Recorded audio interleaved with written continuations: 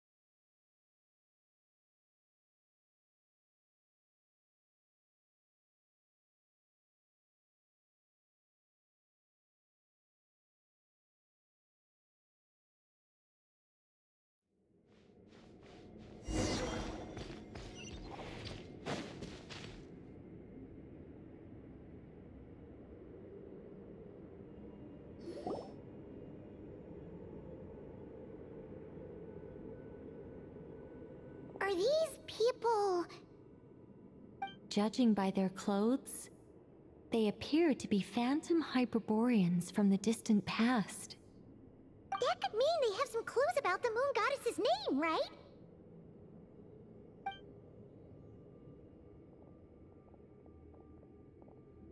Hey there! Could you tell us what the moon goddess's name is?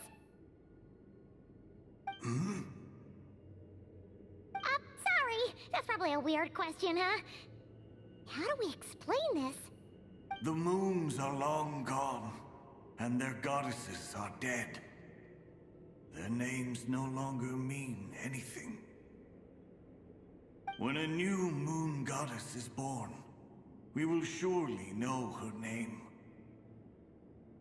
We have used every last resource at our disposal. All that remains is to wait, patiently and quietly.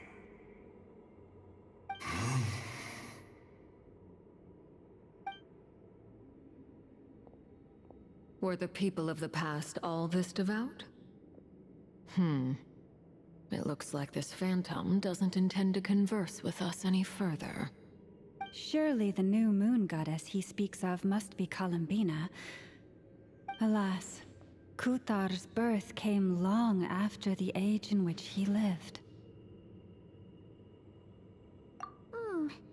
But, maybe if we find a phantom from a more recent age, they might know Columbina's real name.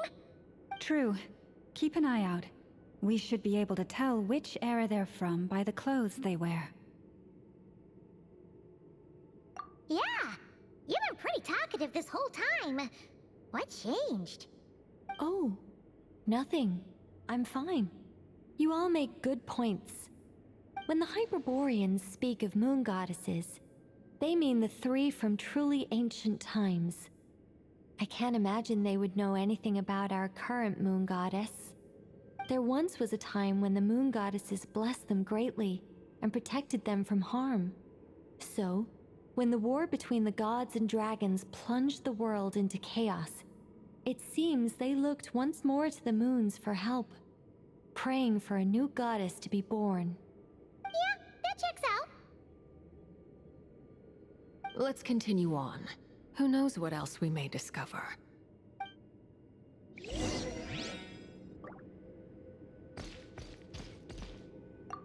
When the moons rise again, we shall receive their protection once more. Even in the darkest hour, there is always a way out.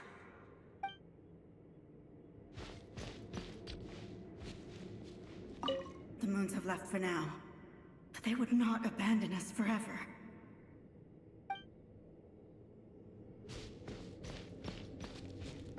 On me! Huh? Yeah. There's a door blocking this path. Not a problem. Try this.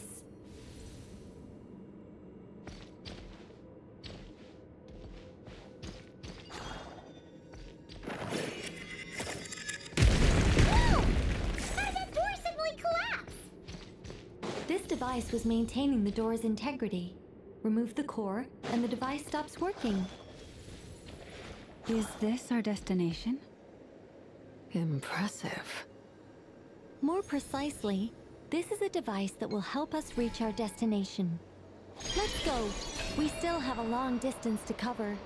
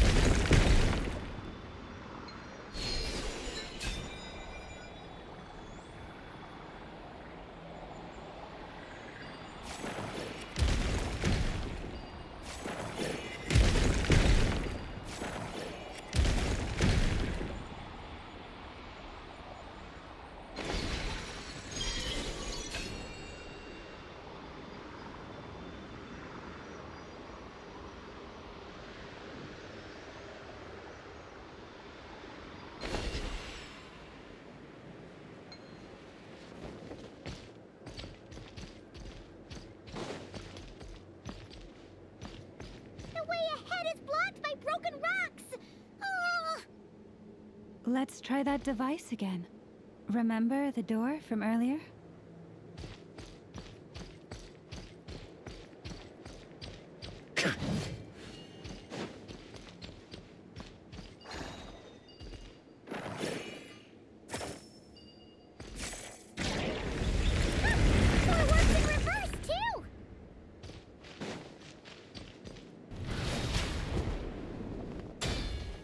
The humans we see are all phantoms, but the monsters are real.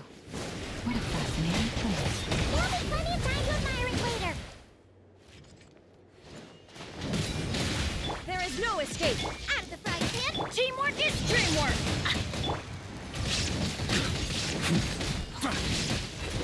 On me!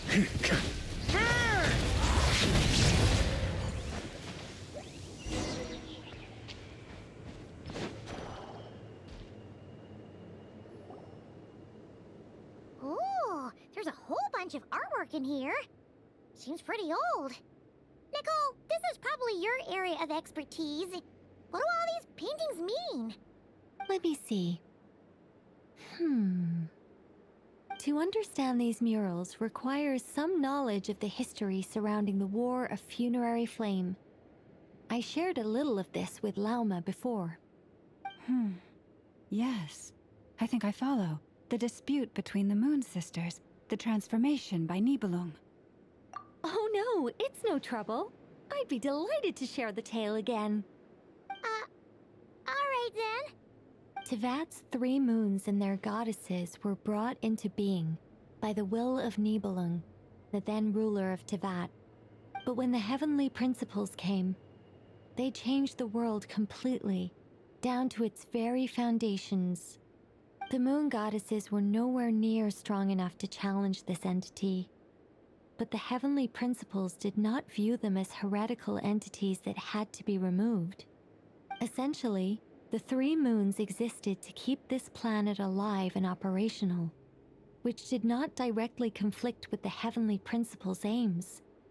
Nevertheless, the inherent precariousness of this arrangement would soon be revealed. Nibelung returned. Yes. He did, and thus began the War of Funerary Flame, a battle for dominance between Nibelung and the heavenly principles. Discord would soon emerge between the 3 moon sisters. One would voice the opinion that they should follow Nibelung, for it was he who first hung the moons in the sky. Another would argue that taking sides in the conflict would only bring the world closer to ruin. There was no telling where it would lead, especially since their creator had returned, bearing the perilous power of the abyss. Nibelung would eventually discover their disloyalty. He had all 3 imprisoned before transforming the moons into weapons with which to fight against the heavenly principles. What? Weapons? Yes, the very moons that had once defended the planet became instruments of death and destruction, striking terror into the hearts of all living things. And although the heavenly principles and the three moon sisters had once been at peace, it now seemed that the moons posed an unacceptable threat to Teyvat. It is possible that the heavenly principles did not know of the goddess's imprisonment. If so, the weaponization of the moons would surely have been viewed as an intentional breach of the peace agreement. Regardless of who knew what, when, the heavenly principles shattered two moons and flung the other beyond the skies. Whether the goddesses managed to escape Nibelung's captivity after his fall, nobody knows. But this much is certain. From that day on, the moons no longer belonged to Teyvat. The rejections slowly drained their power until eventually they passed away. So that's the full story. You say the moon ceased belonging to Teyvat from then on. Why then would Columbina be born here? That is perhaps due to the lingering connection between the Frost Moon, which was not shattered, and this world. You could see it as the three sisters' dying wish. They never desired war. All they ever wished for was to protect this land. I see. If the final fate of the three goddesses is as you say, then Columbina faces the same grave danger. Our investigation has yet to bear fruit. We must hurry. Yeah, you're right. Let's keep going.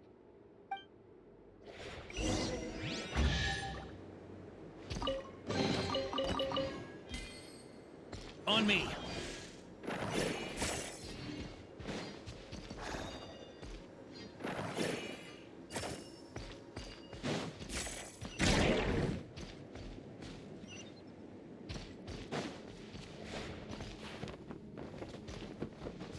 Yeah.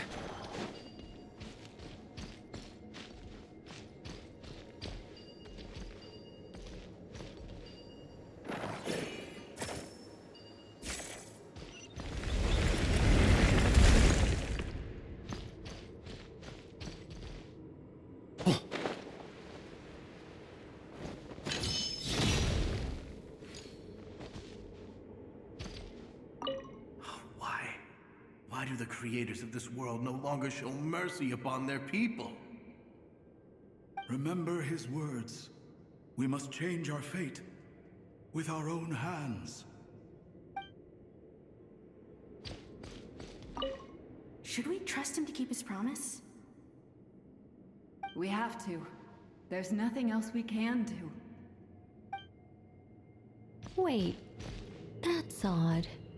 Who is he? Is something wrong? No, not really.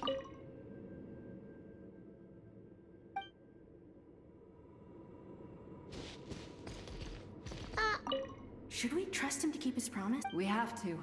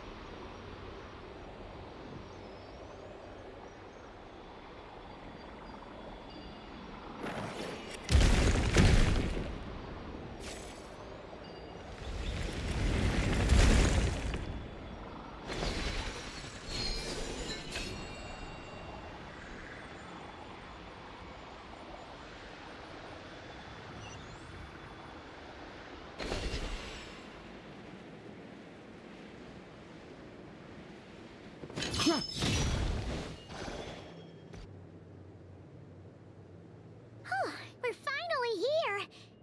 Guessing we'll need to activate this thing? Indeed. I was a little worried about that at first, but as we got closer, I sensed that the Kuvaki within it flows unimpeded. It should be functioning normally. The only issue is how to activate it. It's looking a little worse for wear. What about the cores from some of the other devices we've seen? Can we repair it using those? In all likelihood, yes. I imagine that would have been the Hyperborean's backup plan. Let's look for some cores.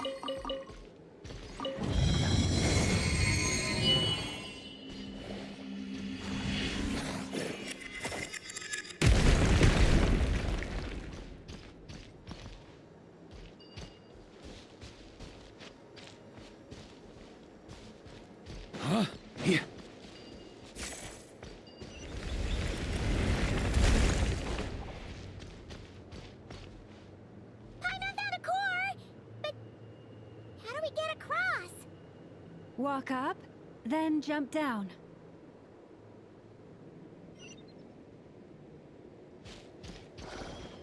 On me. Huh?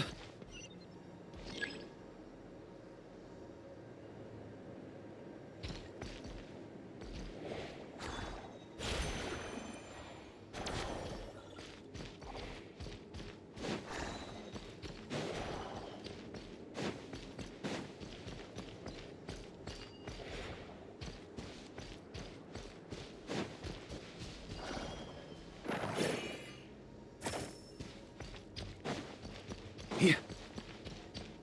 Huh?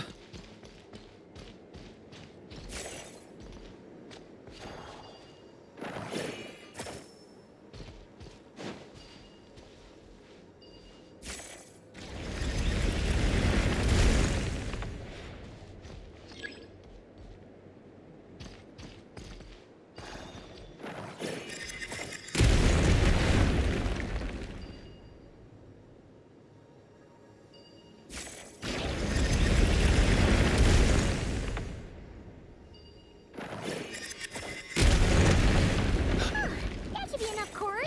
Let's head back.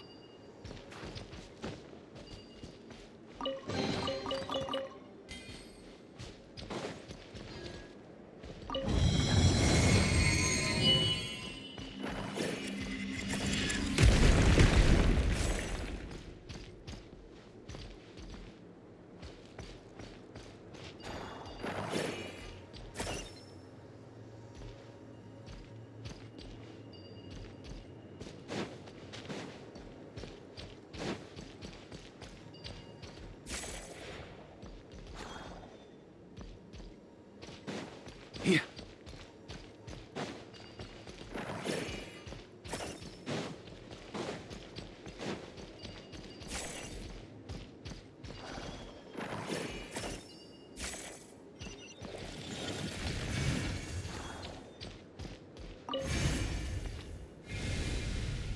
The device is up and running.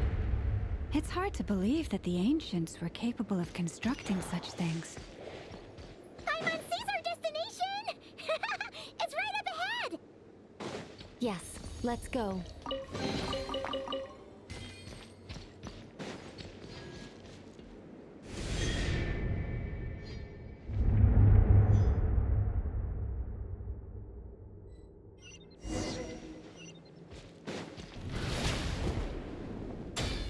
On me. Here.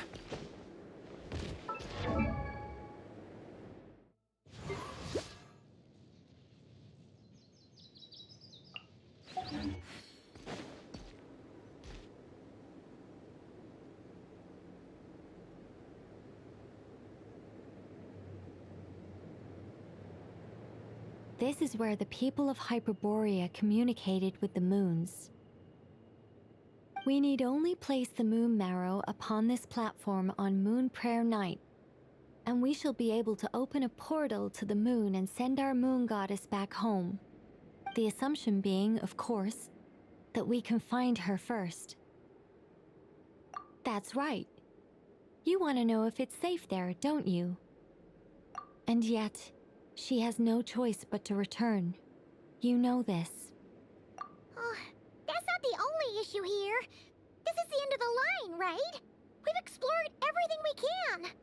And despite looking at historical artwork and talking to people from Hyperborean times, we're still no closer to learning Columbina's name.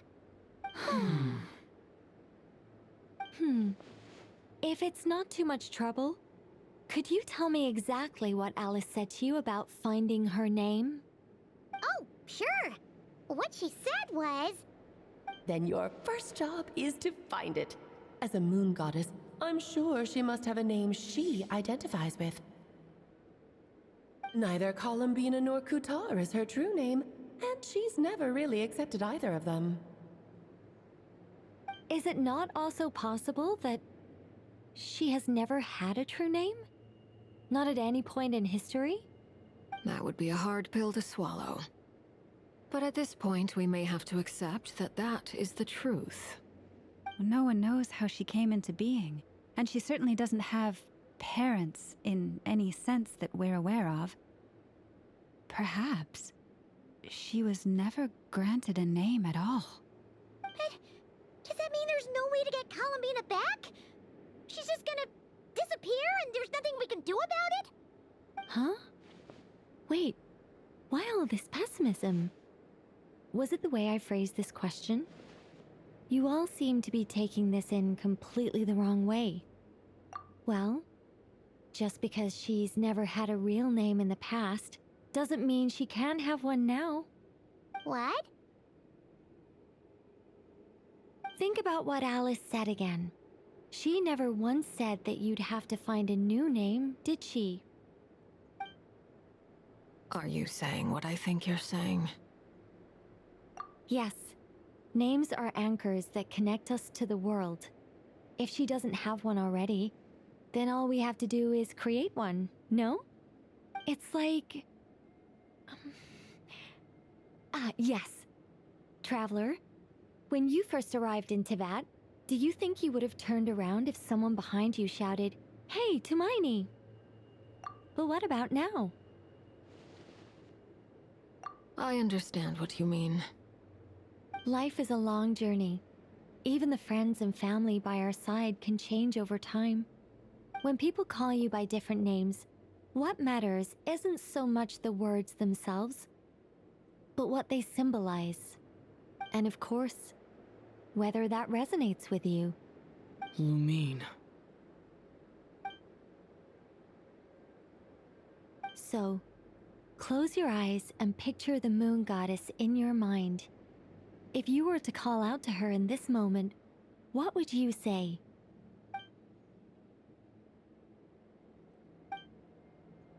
Columbina. Columbina. Paimon would call her Columbina too. She has long forsaken everything that Kuthar represents. I think from now on I should call her Columbina too. Well, it sounds to me like you found your answer. Are you sure? Is it really that simple? We haven't found her this whole time, and not for lack of trying. For a journey like this, the process is every bit as important as the outcome. Had you not searched far and wide, rejecting every other answer you were offered? How could you have come to an answer you felt was finally correct?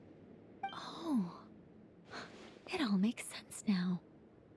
This has Alice's fingerprints all over it. Are you suggesting that Mage knew from the start that Columbina never had a real name to begin with? I can't say for sure. But I can definitely imagine her chuckling in satisfaction somewhere right now, saying, "Ah, what fun." Lama! Your antlers! You should hurry. The festive moon has begun to rise. Do not worry, for when you called the name Columbina just now, I could sense that the power within was enough to summon back the moon goddess. The power within what? The name? Yes, so... the thing is...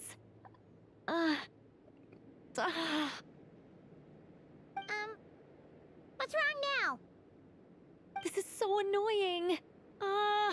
I really want to explain how that whole thing works. Starting from the founding principles of Teyvat and... Oh, I could talk about this for hours. But... Deep breaths, Nicole.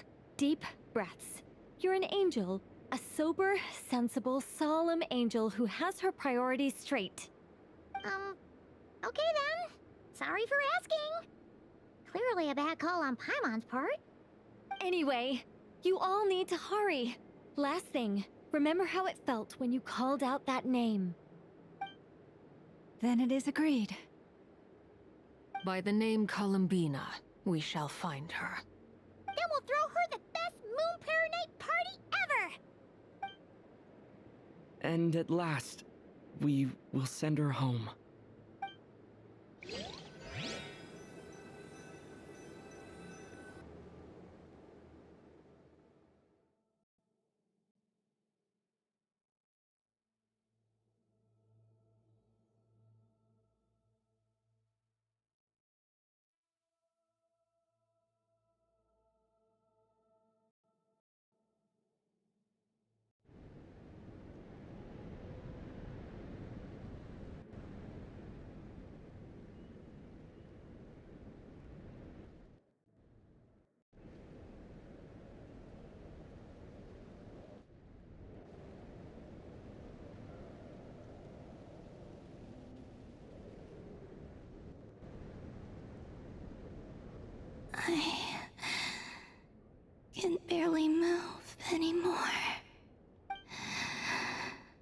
My consciousness is fading away. Have they come back out? I'd love to see them one more time.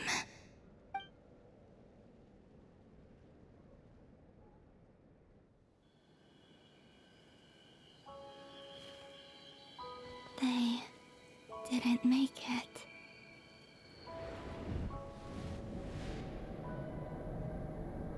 Could you tell me your name? My name is... Columbina!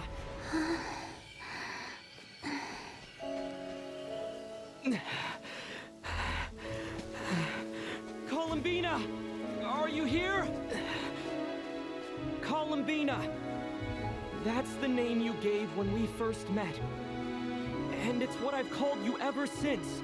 Columbina. It's a fine name. I have many fond memories of Columbina, and so do all of your friends.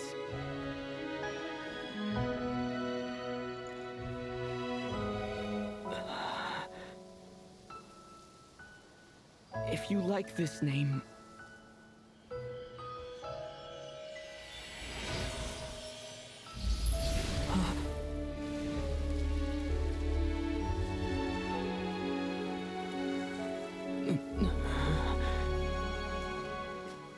Looking for me? I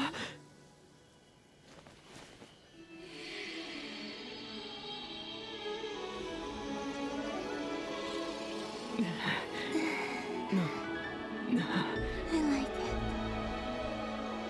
You can carry on using it. My name is Columbina Hyposelenia.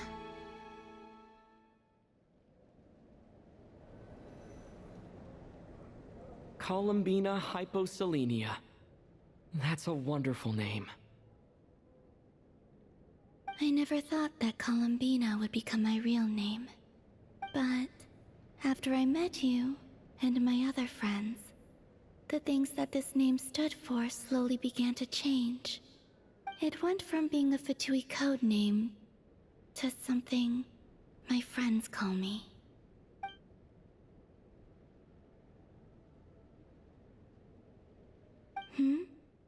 What is it? Why aren't you saying anything? I'm just so happy for you.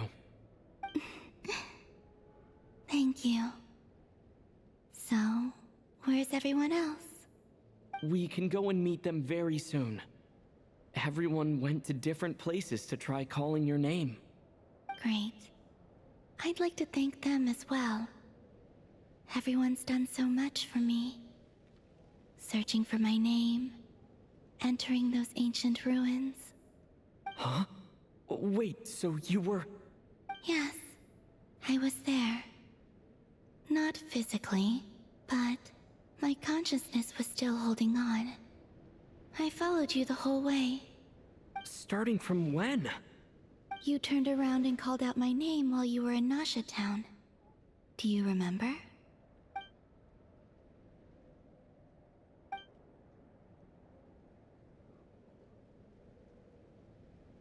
Let's go. We don't want to keep them waiting. Sure. In that case, come with me. But... Before that... Could you call my name one more time? Sure. Come with me, Columbina Hyposelenia.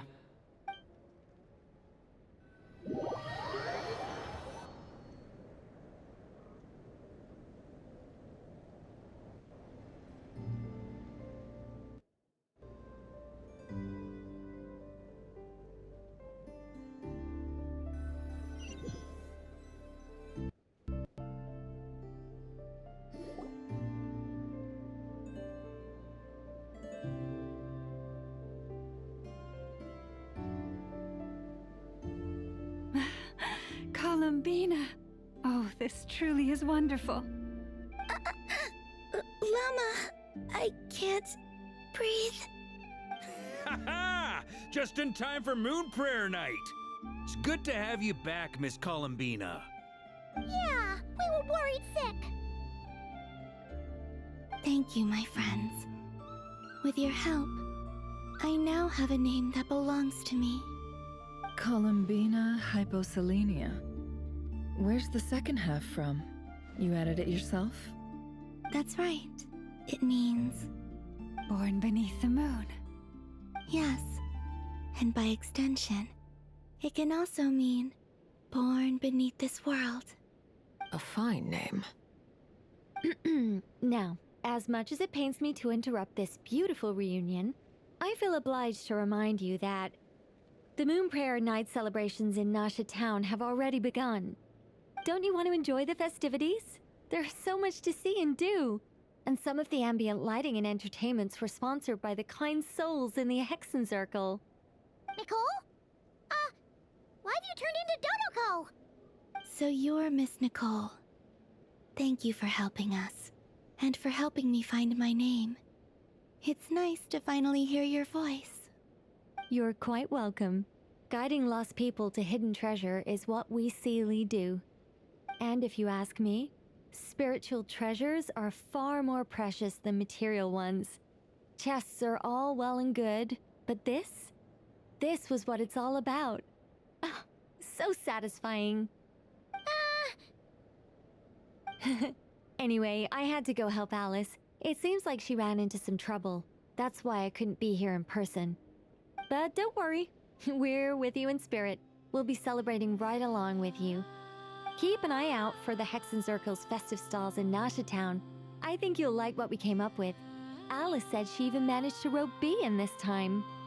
The Frost Moon Scions have also prepared various attractions. I believe Aino, Nefer, and their crew are setting things up as we speak. On that note, Nefer, about that request I made. It's all in hand.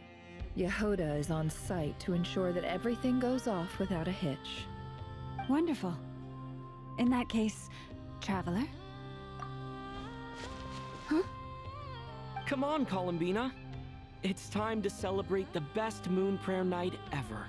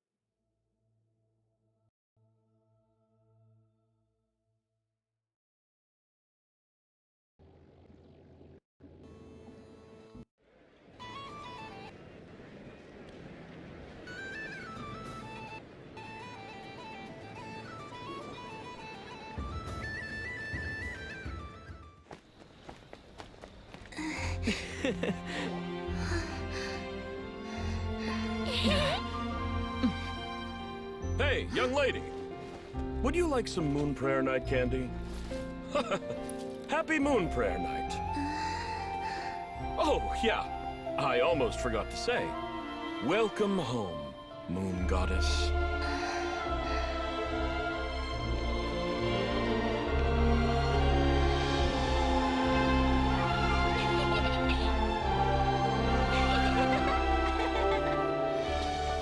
Welcome home, Moon Goddess. Welcome home, Moon Goddess. Welcome home, Moon Goddess. Turning Nasha Town into her home is a festive gift. A rather brilliant idea. Perhaps this is what Nodkrai, Columbina's home, should have been like all along.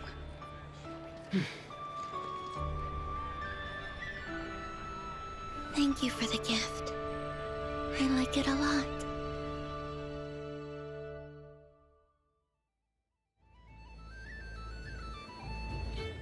This feels like the surprise of my life. I do. I never imagined I'd ever get to enjoy Moon Prayer Night with everyone so freely. If you're happy, we're happy. Quite a strategy you came up with. Hide the tree in the forest. It's not your usual style, Lauma. Is there something about Moon Prayer Night that enhances what's in your head as well as the antlers on top? Apparently so. It even inspired a perennial penny pincher to use their resources for a greater cause. It truly is a magical festival.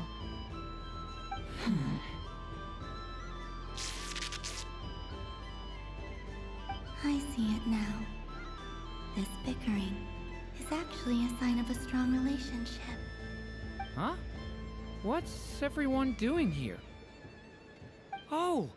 Miss Columbina, you're back! Yes, I'm fine now. Thanks for your concern. How's your progress with Alice's assignment? Very well indeed. I've never heard her sound so excited. Not like this. This time her excitement seems more serious. Seems like she's had a major breakthrough. She said she'll contact us once she knows more. In the meantime, we're free to relax and have some fun. Enjoy the time off while it lasts. I have a feeling that our next task won't be so simple.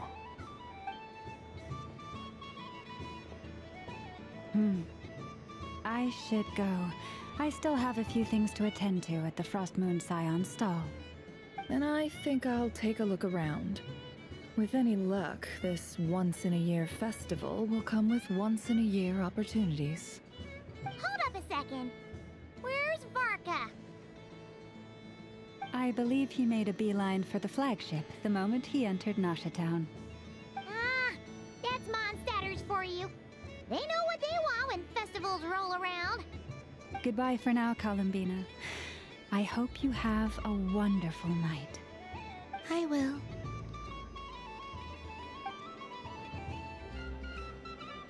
Well, in that case, don't you stand there. Get out there and have some fun. You'll definitely get a warm welcome at every stall. Oh, also, take this map with you. It's a guide to the festival.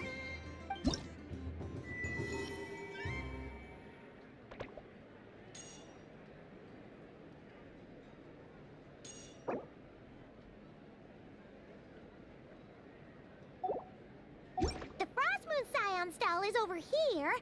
Lauma's invited a whole bunch of cute animals to celebrate too.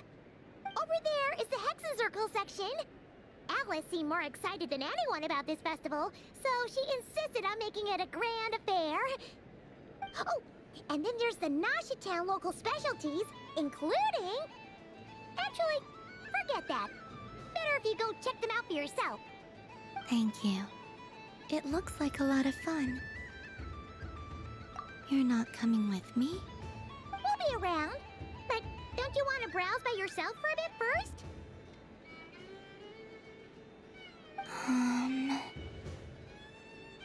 Yep. If you find something you like and want to try it out together, just give us a shout. We'll be right with you. Otherwise, just relax and enjoy yourself. There's so much on offer, so try to experience as much as you can. And don't forget to stuff yourself with all the delicious festival food. All right then. Off I go.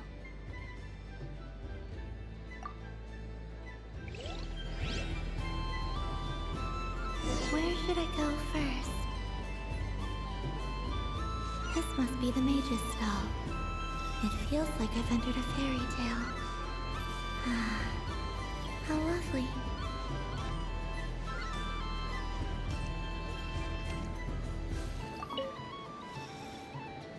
A soft and furry creature that bounces and jumps. Welcome home, Moon Goddess. This one talks too. Allow me to introduce myself. I am a Dodico from a distant archipelago, the most mischievous of all my Dodo brothers and Dodo sisters. When the going got tough, I powered through, and when I met obstacles, I boomed them away. That sounds like a lot of fun. doesn't it just? Oh, but then the trouble started. Recently, I found a lovely beach, the same beautiful jelly color as my hometown, and so I dove in to have a look. Only to find it overgrown with seagrass and nasty little spiky fish everywhere, looking to turn me into a Nodkrai kebab. I made it back to shore by the skin of my teeth, but my tail was sorely hurt. Couldn't you just boom them away? Oh, I wanted to, believe me. But I've heard that you, Moon Goddess, can understand animal speech. The last thing I wanted was to cause a gigantic fuss and get taken to court by a school of spiky fish. I'd be driven out of these waters for good, and my winter holiday would be ruined. And so, dear Moon Goddess, I was wondering if you might lend me your allegiance. Are you roping me into a crime? Oh, let's call it a once-in-a-lifetime carefree adventure. Does that sound better?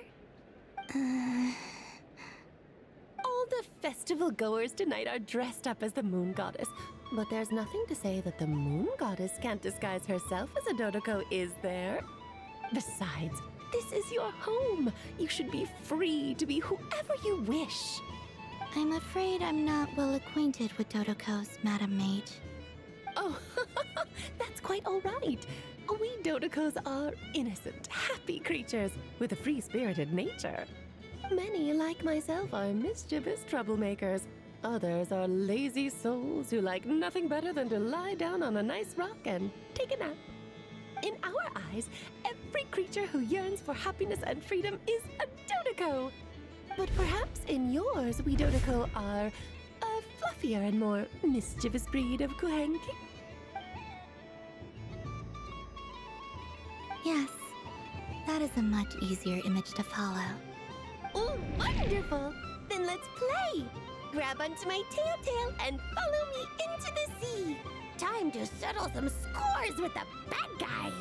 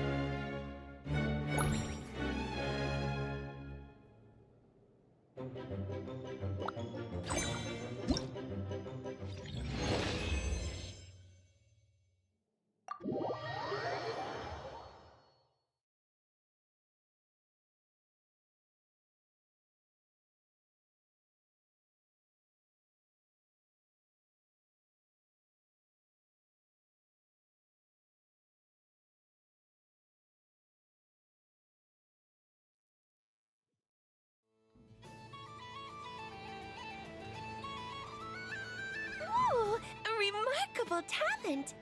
So, what do you make of it? The use of Jumpy Dumpties doesn't come as naturally to me as Kuvaki. but their unpredictability makes it fun. I think they call this novelty. Indeed! And how did it feel blowing those pesky nuisances away? Not bad. Any guilt? What do you mean? Oh, wonderful! Lovely answers to all 3 questions. You've passed the safety test. Now I can give this special bomb to you as a souvenir.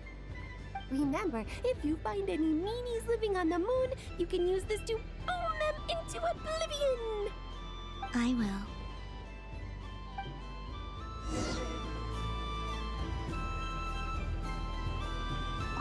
Up for another round of fish boss? Oh, I mean of bye-bye bad fishies? Of course! Feel free to come back whenever you like.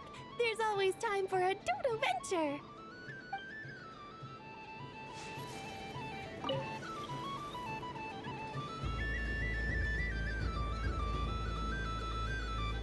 I wouldn't say it's unfair, exactly.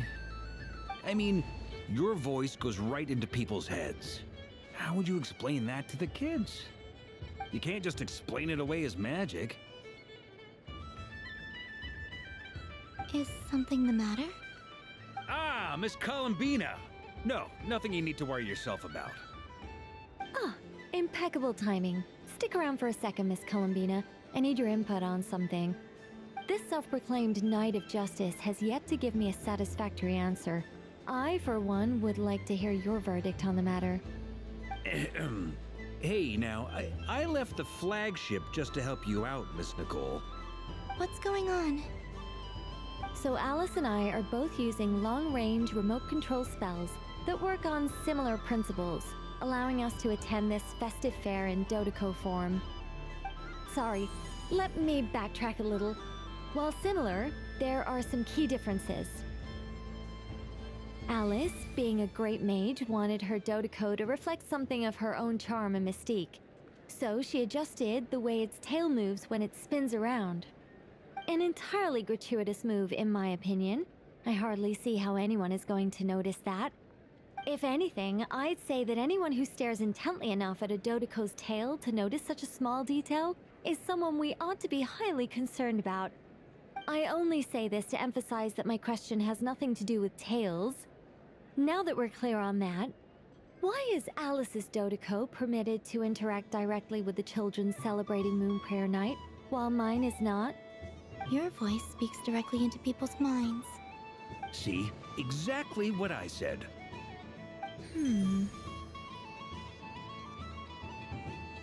Miss Nicole? Ugh, I can't stand it. I know that probably makes me sound like a whiny child acting out in front of their parents. And it's a little embarrassing now that I think about it. But hey, I've said it now, I can't take it back. That would be even more embarrassing. Also, don't go reading too much into that analogy. It was off the top of my head. I'm actually an awful lot older than either of you. Miss Nicole, are you saying that you'd like someone to play the game you've prepared? I'm not so invested in that. It's just something cobbled together using items I borrowed from Alice. She probably didn't even make them herself. The point is, I want to know everyone's thoughts after they receive their prizes. But as you've said, I can't just ask. I've been biting my lip for so long, and I've had no one to vent my frustrations on. I thought this was going to be a nice, straightforward festival where I'd get the chance to guide people to treasure. Well, can I play? I can't guarantee that I'll win a prize, but... You will? I'd like to try. Then what are we waiting for? Let the game begin! It's like they forgot I was ever here.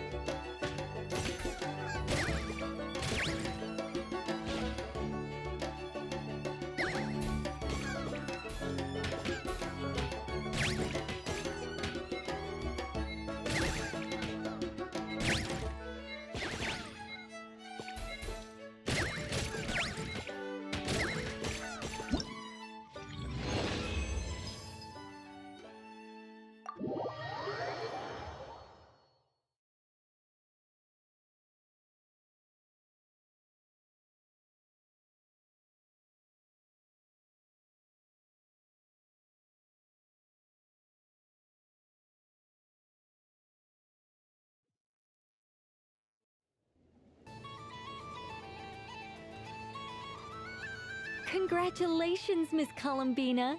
With your great wisdom, you have overcome every obstacle in your path and conquered the great challenge posed to you by fate. Fate?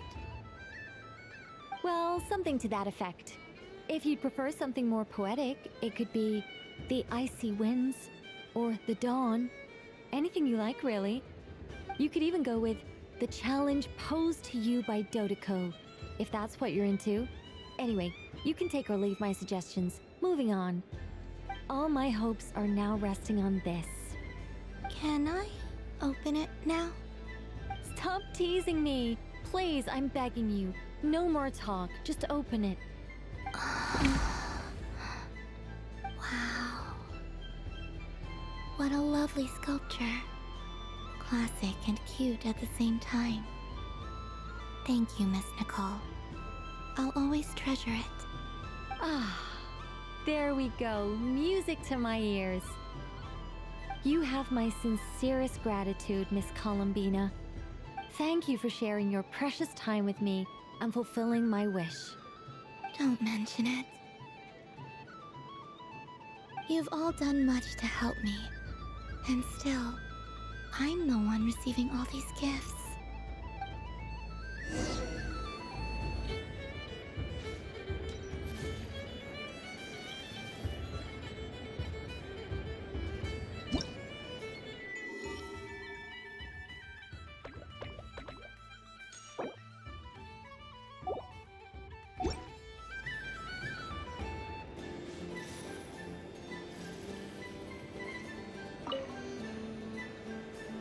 Welcome home, Moon Goddess. Oh, you're the genuine article. Alice was right. This moon prayer night was worth watching after all. Another one that talks. Greetings. Pleased to make your acquaintance. I am the Hexenzirkel member they call B. Barbeloth Trismegistus. Columbina Hyposelenia. Pleased to meet you too. Hyposelenia. A fine name indeed. Now then, Miss Columbina, do you wish to hear a mage's divination? Divination? The Frost Moon Scions used to ask me what would happen in the future. Is this like that? From the perspective of the one seeking answers, perhaps. As you look to your journey ahead, if you seek to understand the unknown, resolve your doubts, and soothe the confusion in your heart, divination could be for you. The unknowns on my journey. Of course, if one wishes to peer into fate, then hydromancy is the more precise option. But that is a complex affair, and to relegate that majestic art to the status of a festive amusement would seem somewhat uncouth. Besides, it is sometimes better to not know fate with great certainty. Hence, I shall use the suitably festive Luna Arcana to tell your fortune instead. It is more popular with the youth in any case. Lunar Arcana. Indeed. Unlike hydromancy, this will only display possibilities and trends. People like to think of themselves as creatures of agency and free will. Peering too far and too clearly into the future is detrimental to both body and soul. I'd like to give it a try. Of course you may. Come then, take a seat, Miss Columbina. Before we begin, are there any specific questions you would like to ask? Let's stick to general possibilities and trends, like you suggested. Ah, very well. Then I shall use the basic Lunar Arcana deck. Now, try to relax. Cast your mind upon the things you have experienced and the things you are soon to experience. I will shuffle the deck. Would you like to cut the cards yourself? You do it. No problem. Now then, to make things easier for the Seeker, That is to say, you. I shall decipher the cards from your perspective.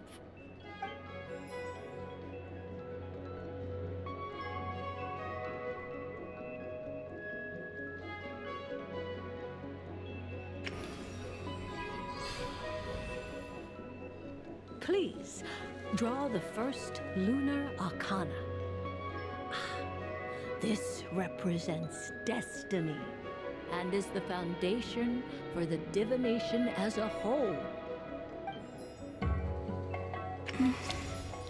Now, draw your second card. This will stand for the past, the sum of all your experiences that have come before. And now the third arcana. This is the present, your interpretation of the current moment. Finally, the last card. This shall speak of the future, which... Oh. Kuvaki Pulse? Fascinating. I've never encountered this before in my role as a diviner. Something has exerted an influence upon this card, causing it to leave its designated position. What do you make of this, Miss Columbina? Perhaps this is the guiding hand of fate in action. Of course, if you wish, you can choose to deny the validity of this card and draw the future for yourself. No, it's fine. Let's go with this one.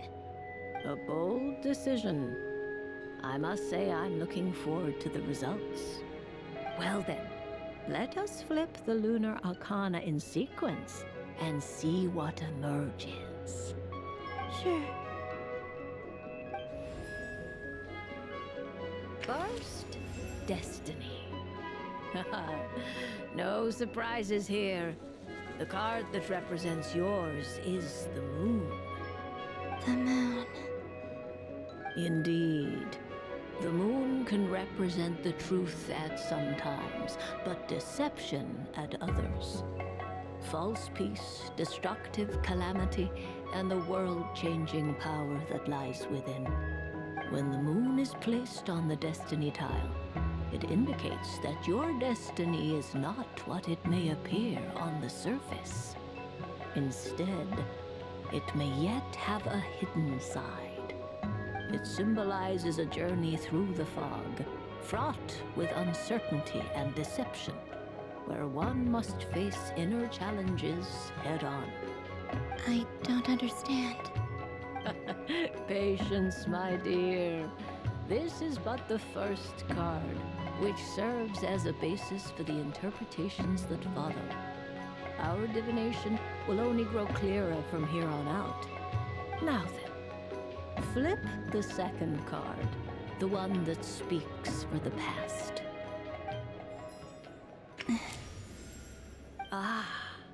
The Hermit, but inverted. Inverted? Yes. The Hermit symbolizes solitude, introspection, and the pursuit of truth. When inverted, it represents isolation, truth out of reach, and a path that leads one astray. Combined with the moon as one's destiny, the Hermit inverted represents a choice you made to stand alone in the past. It was a choice made not out of fear or arrogance, but for reasons that others could not perceive. You fumbled through the darkness without a guide, but you did not find your way. Rather, you went astray. More than once, it would seem. Is this about how I became Kutar despite not wishing to become a god? And how I joined the Fatui because I yearned for a place to belong? I suspect only you know the answer to this question. All is not lost. The past is in the past, and so it shall remain. Shall we look into the present now? Oh my, the lovers. One of the most interesting Luna Arcana. What does this one mean? This means that you have had an unprecedented emotional experience. The joy of finding your soul becoming intertwined with that of another. A precious and wonderful thing indeed. It's true. I've made a lot of friends recently, and they are very good to me. I like them a lot. That sounds lovely. I am most delighted for you. The lovers can also represent important decisions, perhaps related to a parting of ways. Now, if I were to guess... Yes. My return to the moon. I understand. Parting with friends is never easy, Columbina. But rest assured, this is not the end of your journey. There is always another story waiting to be told. The future always lies ahead. The future. Well now, it's finally time to flip this most mysterious of cards. Why did it appear? And what does it wish to tell you? I'm ready. Very well. Flip this card and see what lies on the other side. Oh. Miss Barbeloth? What is it? This card is death. That doesn't sound very good. It depends on how we interpret it. It is true that it can represent an agonizing death, a complete and utter end, but at the same time, it can also represent rebirth. Do not forget that your destiny card is the moon. That lends your future many different potential meanings. If death spells the end, is it unavoidable? As I have said, divination can only display general trends. It is a rough guide, but it does not show predetermined outcomes. Allow me to summarize it for you. In the past, you may have lost your way, but now you have gained new connections and new strength. You now face an important decision, one that may bring about a great change in what is yet to be. This change might, in turn, be the end of all things, or their beginning. But remember, everything is subject to change because of the moon present in your destiny. You must see the truth clearly and face your innermost thoughts. The truth. My innermost thoughts. Thank you, Miss Barbeloth. Don't mention it. Some people dislike divinations, for fear of glimpsing an ending to their story that they wish was not so. But I can see that you're different. The result of this divination will not sway your decision. This is a rare quality, and one that diviners always hope to see in the seeker. We are here merely to guide, not to exert undue influence. I understand. Go then and illuminate your future, Miss Columbina. The moonlight that shines from you now is most captivating.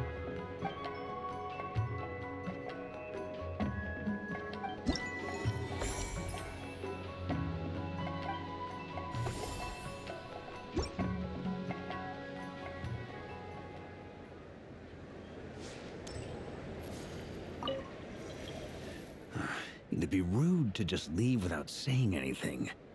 But at the same time, I don't want to barge into their lively conversation just to announce that I'm leaving.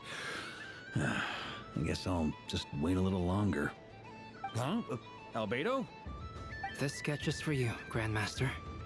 Oh, a gift for me. Thanks. Let's see what you've done for me. The North Wind left in a lurch.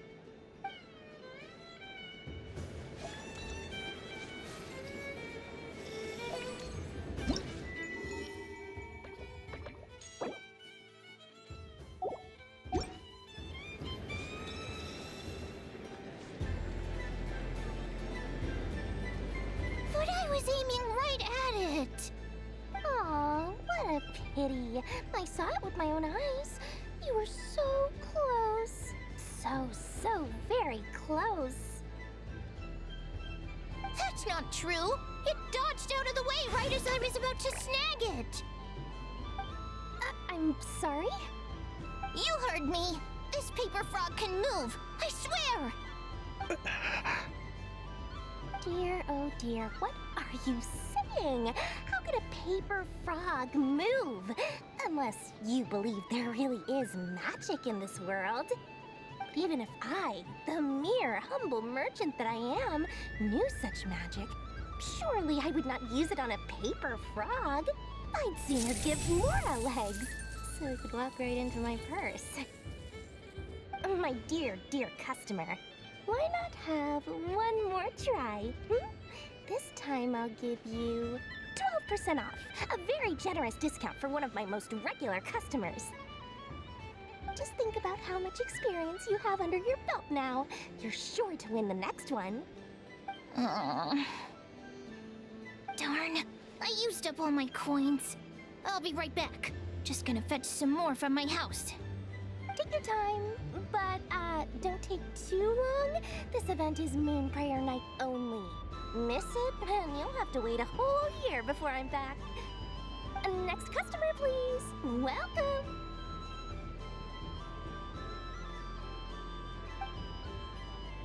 Hello. Whoa, whoa! What's this big one doing over here? How do I tell my employees not to go running around this time?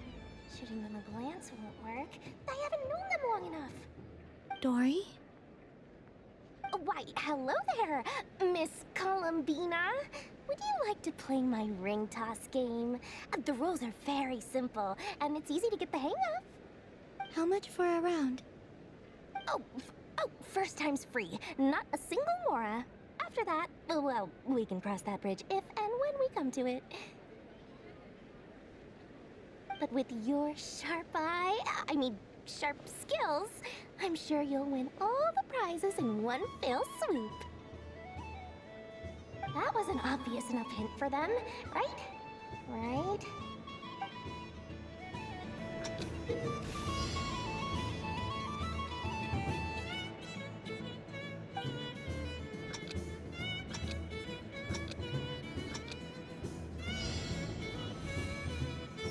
Here comes the ring! Oh, peanuts.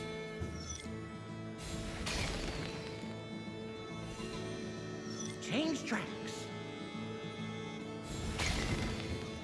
Roselle! Should we move or not? Just a tiny bit. All right, then I'll... Oh, sugar plums, not the clock hands. How do I move the legs again?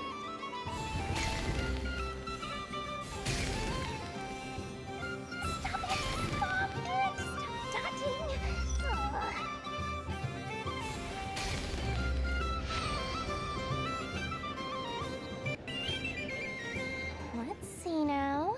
Let's see. Wow, very good. That's the highest score we've had all night. And here's your prize. Now, how about another round? As for the cost... Happy Moon Prayer Night, Miss Columbina. Happy Moon Prayer Night, Durin and Hat Guy. Are you here to play the game? Yes.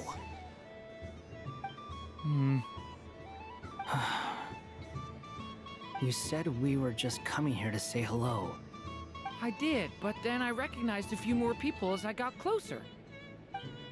Do my eyes deceive me? Is that... It's our little dragon! He's all grown up! Someone's popular.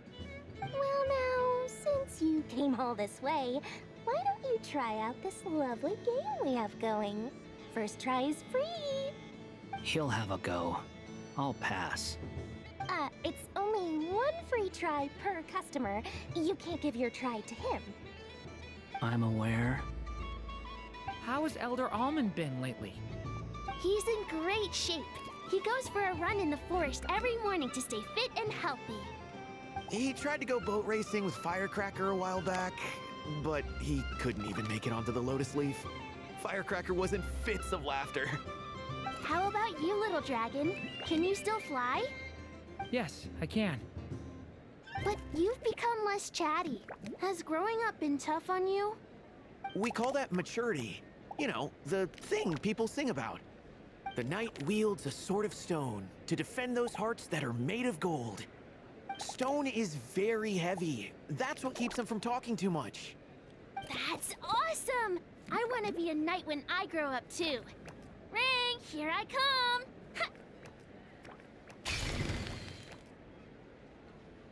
Oh, the hat-wearing man. I never thought I'd see you again. You seem more determined than when I saw you last on the train. If you say so. Oh, I do say so. The people you once helped see it clearly. It's because you are once again on the right track. May the engine in our hearts propel us to the station of our dreams. I can move! I can move now, Roselle! What are you doing, running into the rings like that? You got them all so quickly! I have never seen anything like this in all my travels! Is this guy actually an old friend of theirs? But how? They're origami animals and clockwork people from a fairy tale! Getting to know them would be quite an arduous task, unless they share a hometown? I have to get to the bottom of this. Next time I see the Great Mage Alice, I shall demand answers. Thank you, Dory. I had a lot of fun. Now for your prize. Where did I put it? Give me a moment to dig it out. Oh, sweet grand prize. How I wish I didn't have to let you go. Good thing I've already turned a profit from the customers earlier in the night. Otherwise, I'd have wasted all my hard work. Okay, I'm back. What? I leave for 2 seconds and someone's already claimed the grand prize? Oh, well, these things happen, you know? Perhaps you'd be interested in one of the other prizes instead. We've got all kinds of wonderful goodies here. Is this the thing you wanted? Here, you can have it. Huh? But... Don't worry about it. It will be happier with you. Oh, thanks so much, Miss. Moon Goddess. Goodness gracious, Columbina. Give me strength. How am I supposed to make any more money from this child at this rate? Daddy, look! That's the game I was telling you about!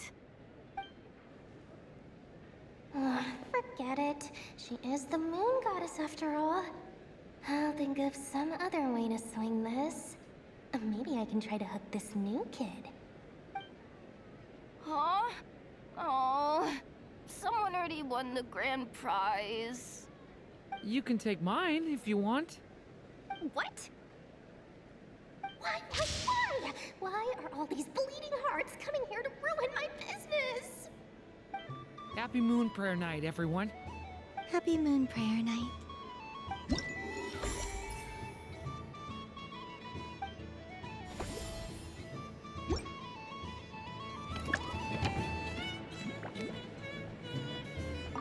If all the prizes are gone, I might as well close up shop for the day. But you haven't had your fill of fun yet, right? So the next time a customer shows up, you're going to have to run faster, all right? And remember, run out of the rings, not into them.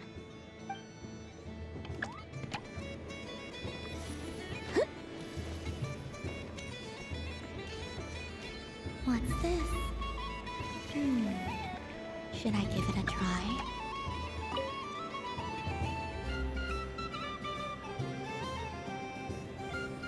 Come on, Citrus. One more round. Just one more.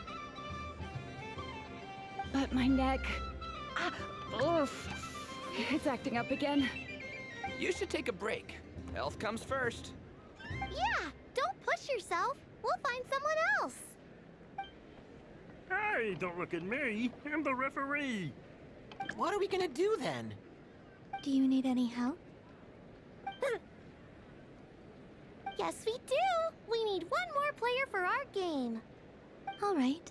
Could you teach me how to play? It's really simple. You just throw the dice and move by that number of tiles. First one to reach the finish line wins. Rolling a hamster means you move one tile. A paper frog is 2 tiles, and a flying squirrel is 3 tiles. 'Cause they go the fastest. Okay, I get it. So, we're all set? In that case, please take your places and let the game begin!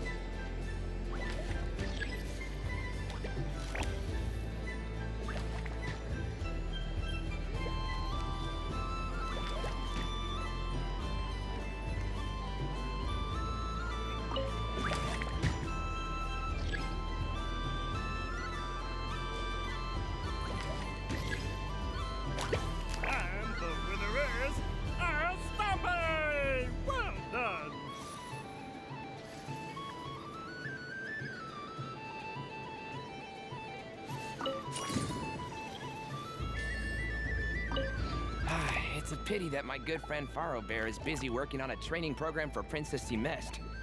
If he could have been here, the victory might have been his.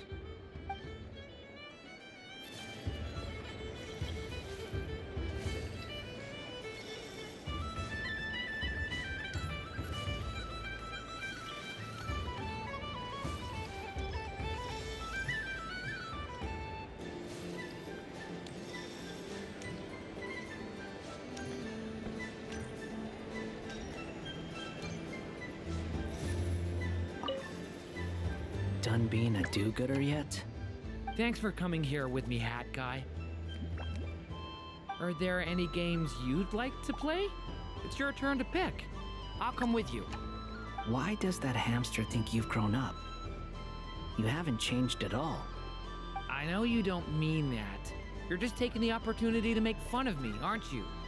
Even if you won't admit that taking some time to compose yourself is important, I can see that you're doing it in practice. Otherwise, you'd have taken off your hat and flown away by now.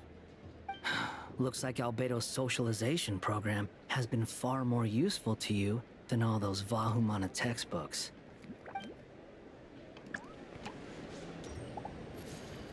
Happy Moon Prayer Night, adventurers. May you have a lovely evening.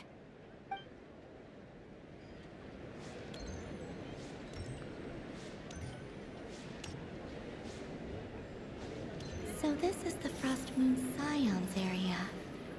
It feels very familiar. But everyone looks much happier than usual.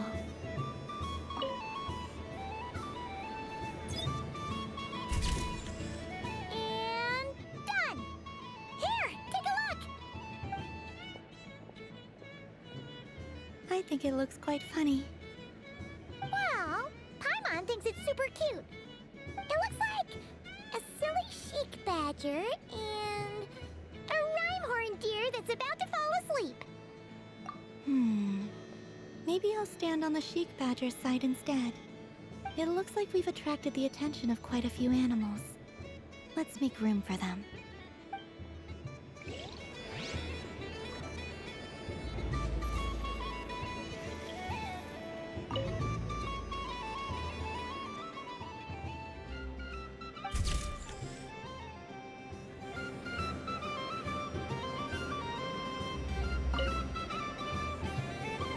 If this were any other day, I'm sure it would make for a great photo opportunity.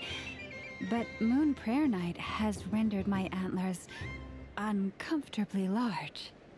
Doesn't it look like This rhyme-horned deer has 2 sets of antlers?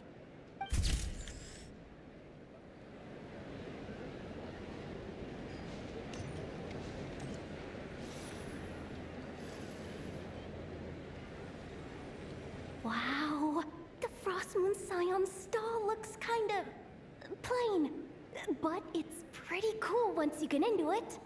I don't go to Hisi Island much, but it's got that, like, old world cultural feel. And if culture means we get more festivals, I'm all for it! Hello, Yehoda. Columbine... hello, Moon Goddess. That was too close. I almost gave the game away in front of the staff. Oh, wait, what's the deal with her shoes? They don't make a sound when she walks. I could do with a pair of those. Do you like balloons too? Balloons? Oh, you mean those? What's so fun about balloons? I'm not a kid anymore. They're probably more up Aino's alley. Yes. The animals seem very curious about these strange flying objects. I was drawn here by their voices. I recently learned a fun new game you can play with balloons, so I decided to come and give it a try. A new game?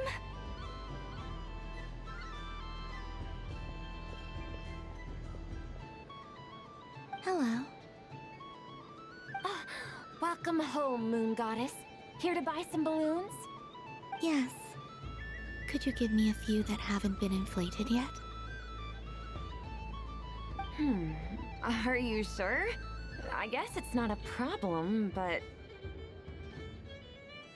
Yes, please. Thank you. Uninflated balloons? But those are just little rubber pouches. What does she want with those? Would you like to play the balloon game, Yehoda? Huh? Sure. I guess. How do you play it? Wait here a moment.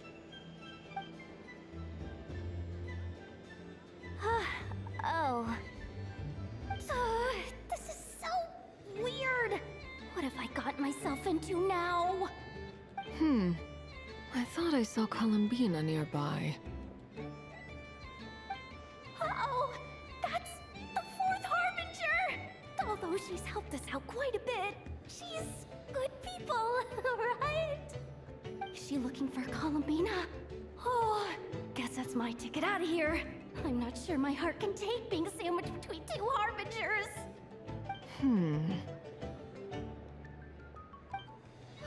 Which stall is she checking out? Oh, it's that other Frost Moon Scion's one. Try on the headgear, see what it's like having antlers or animal ears for a day. Oh, I wouldn't be caught dead wearing that stuff. So embarrassing. I have enough gear to carry as it is. Wait, what? She put it on? How peculiar. This would take some getting used to. I wonder if this is what it's like for Lynette. It really suits you, ma'am. What is this? She was so intimidating a moment ago, but now, dang, she's really rocking those ears. How does she make them look so cool? I suppose I may as well keep them on for now. All part of the festive experience. She's coming this way. How do you do, Miss Yehoda? Oh, jeez. Don't talk to me while wearing that thing. Where am I supposed to look? Oh, hey there. I'm looking for Columbina. Have you seen her? She just... Huh?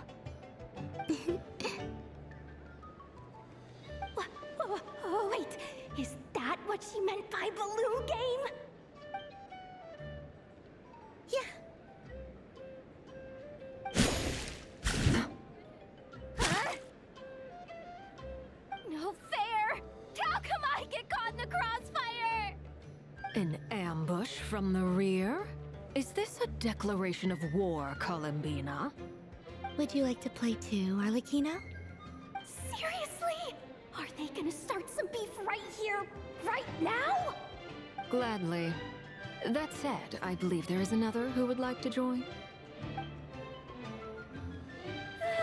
Boss! Boss Nev! Thank goodness! You've gotta get me out of here! Things are kicking off big time! Hello there.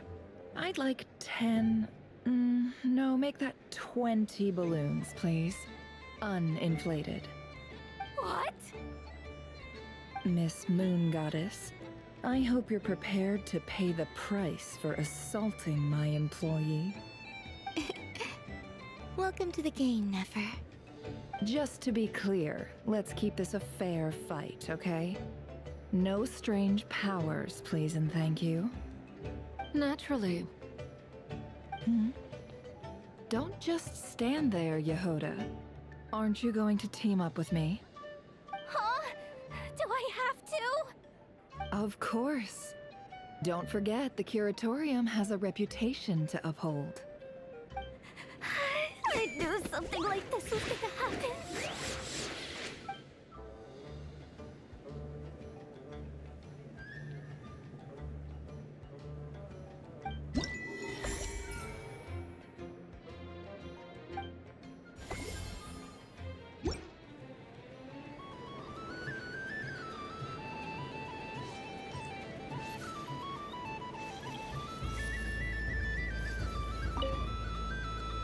I've seen Lenny and the other children play this game before. It would seem that it's not a bad way to relax, once in a while.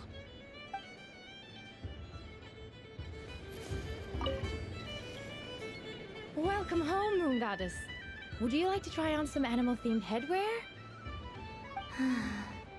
I always hear Llama saying how heavy her antlers are. I wonder how it feels. Let me give it a try. Oh my! It really suits you. It's a little itchy, and it's hard to turn my head. Should I keep wearing it?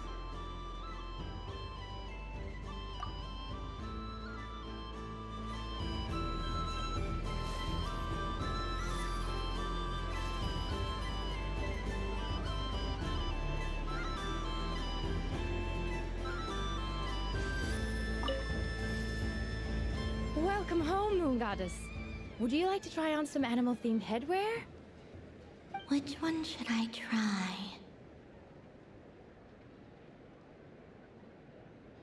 Should I keep wearing it?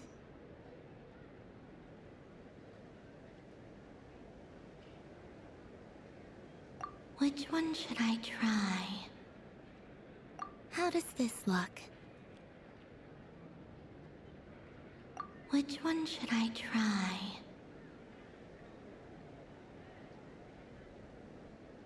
How does this look?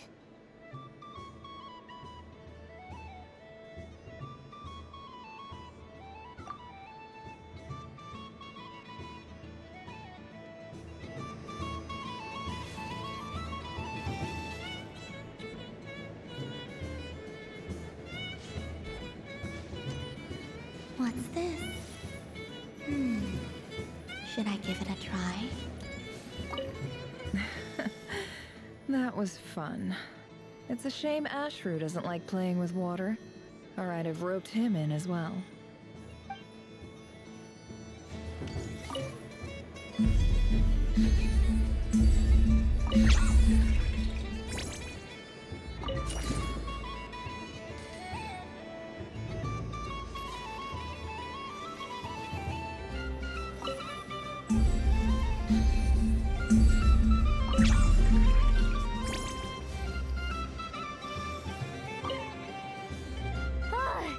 I just had a water fight with 2 Fatui Harbingers. Pretty scary, but also surprisingly fun.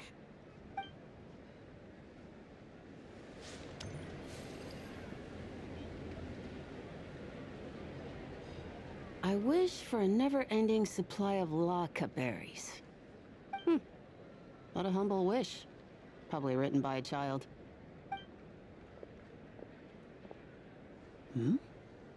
Is that Lauma the Moon Chanter?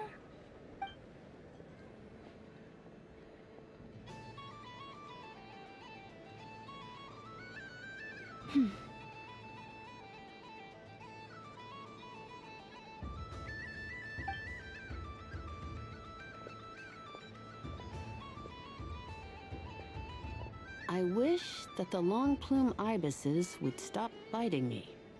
Oh dear, poor Lauma. All right, I'll write that one down for you. I got it. While everyone else is celebrating Moon Prayer Night, you're as busy as ever. I don't mind. It's rewarding work. A good kind of busy. My antlers are at their heaviest tonight, and the Kuvaki waves are especially strong. But as I help these dear friends hang their wishes up, I feel a great peace within myself that is hard to describe. You see, they are all such beautiful wishes, and they are ones that we can fulfill by our own strength. Do you blame me, Llama? I want to hear your honest answer. It is by the help of so many people that I can return to the moon. But I feel as though I've hardly done anything in return. You've done plenty, Columbina. I say this in earnest, both as someone who knows your history, and also as a friend who has seen what you've been through. What about as a moon chanter? I feel proud to honor our moon goddess's wish. And I'm sure any moon chanter in history would have felt the same way. Thank you for your kind words, Llama. But... Since you asked for my honesty, I won't lie to you. My feelings are mixed right now. Besides pride, I also feel... I suppose it's a reluctance to let go. Once you return to the moon, we will be far apart and separated by a false sky. I'm sure those of us left behind will gaze up at that sky, yearning for the moon once in a while, just as you used to do. I will miss you, Llama. I will miss you all. I hope to stay in touch. I will try and find some way to send messages down from the moon. Perhaps you could use Kuvaki. I've heard Yehoda say that signals can be sent using long and short waves, or strong and weak lights. That sounds a little complicated. What if we forget what the signals mean? We could prepare a codebook beforehand, but... You're right. It wouldn't really suit you. Still, whatever happens, I believe that you will find your own unique way of communicating with us. And now that I think about that, my heart feels lighter. Because you trust in me? Yes. I have faith in you, and in the power of truth. In my experience, the truth tends to be difficult. But that's what makes it stand out from what is false. So I'm confident that your thoughts and your love will shine through the curtain of lies. We will know it when we see it. Thank you. Now, could you help me hang up my wish? Is this? I wish that all who dwell in this moonlit world can find a place to belong. And I wish that I shall one day see my friends again. It's 2 wishes. I hope that's not too greedy of me. Not at all. And I think you speak for us all with the second one.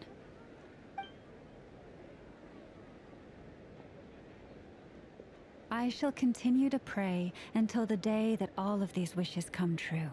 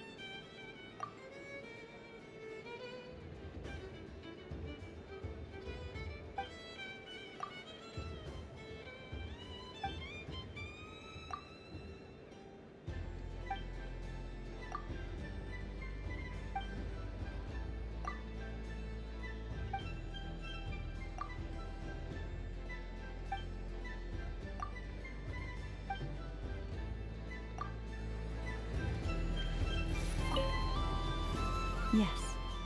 May everyone's wishes come true.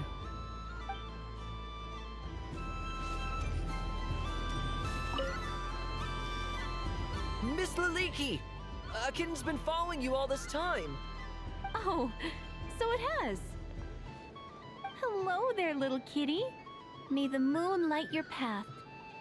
Did Lady Llama send you? Or was there something you needed?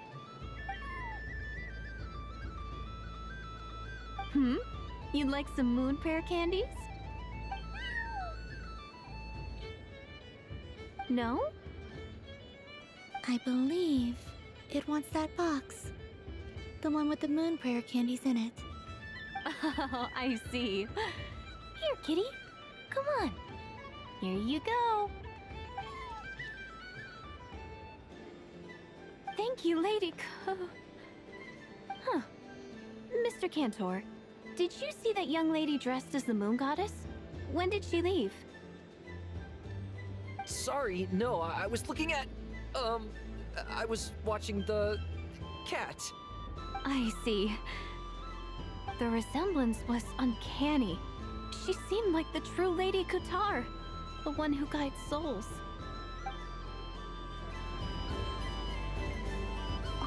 Huh. Mr. Cantor, did you see that young lady dressed as the moon goddess? When did she leave? Sorry, no, I was looking at...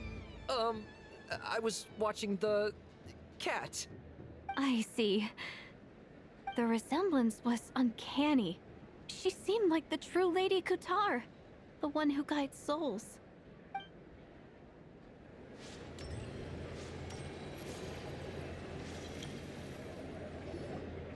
Sunny days! I prefer sunny days. Ah, well, you are as warm as the sun itself, Moon Goddess. Very well. I believe your spirit animal has to be this most adorable chic badger. Wow! Thank you, Mr. Talking Magic Lamp. Have a very happy festival, Moon Goddess. Lance? That's you, isn't it? Shh. It's our little secret, my dear traveler in Paimon. Okay, sure, but why are you here selling sugar sculptures? Everyone celebrates in their own way. After gazing into the abyss and spending time around gravestones all year, what better way to relax than to see sunny smiles on the faces of the living? Besides that, I like to think of myself as a fair judge of character. I dare say matching personalities to confection suits me rather well. That's not what Paimon was talking about. Aren't you afraid that your true identity might be exposed? Should I be? There is all manner of magic in the air this moon prayer night, thanks to the work of the great mages. I see Miss Columbina is hiding in plain sight. Why should I not do the same? Why miss this rare opportunity to enjoy a special evening in my true form? Fair enough. You got a point there.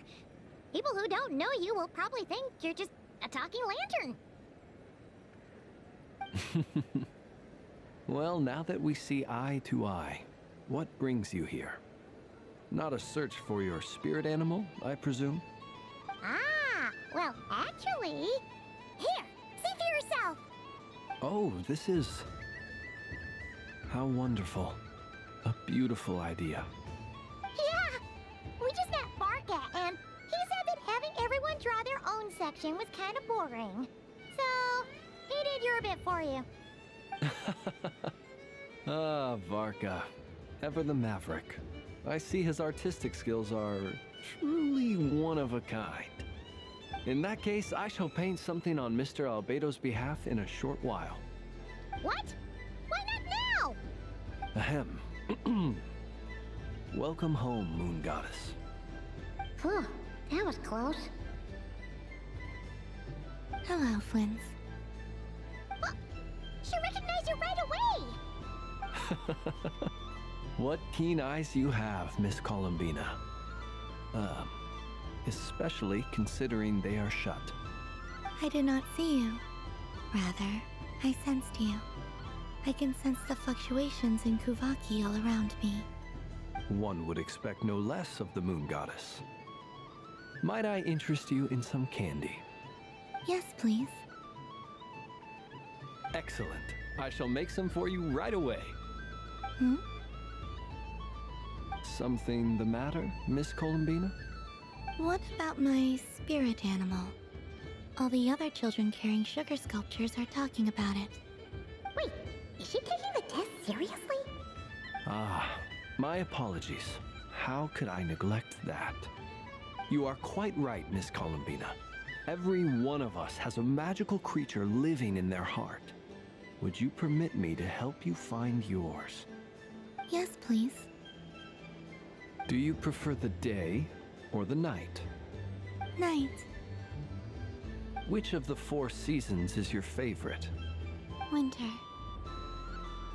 Think of a perfect day. What is the weather like? Sunny, rainy, or perhaps cloudy? Rainy in the morning, sunny at night. What kind of answer is that? Forests, lakes, and open seas. Which do you prefer of these? I like them all. Imagine you opened your very own shop. What would you sell there? Moonlight, I think. Wow! Paimon would totally shop there. It wouldn't cost anything. You'd just need to visit. Aha! I believe I know what your spirit animal is. Here, for you. Oh, it's a Kohenki! Indeed. A free-spirited being with a deep love for all things here in Nodkrai, who selflessly lends her aid to as many people as she can reach. It is the perfect fit for you, Miss Columbina. Thank you. It would be my honor. But you shall have to forgive me. We have known each other for quite some time.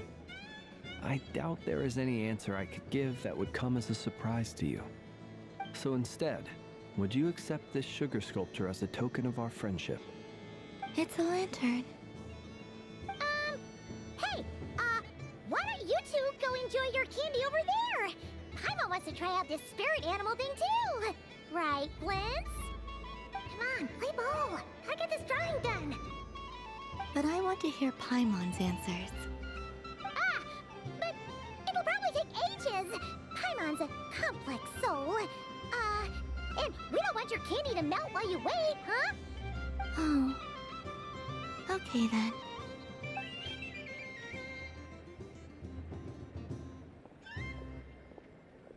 Phew. Nice excuse, Lady Paimon. That was some quick thinking. Yeah, no thanks to you. A little help next time.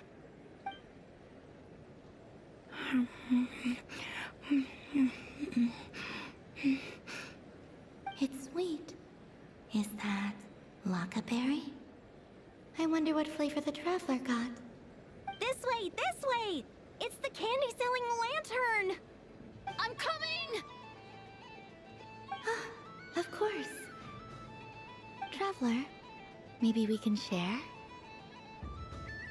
Yes. I found out recently that people share their food sometimes, so I'd like to try it. Or is that a no? Thank you.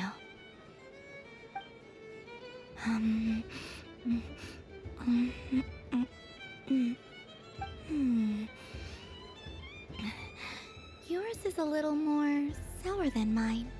Here, you try it. Amazing. My sugar sculpture has shrunk, yet my heart is filled with feelings of sweetness. I will remember this feeling. Sure.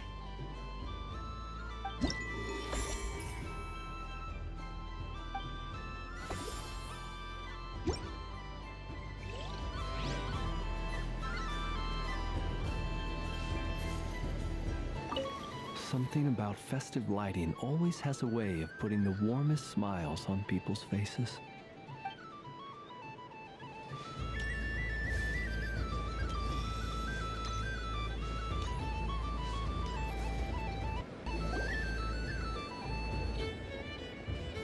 Dodoko's Whirligig! Come check out Dodoko's Whirligig!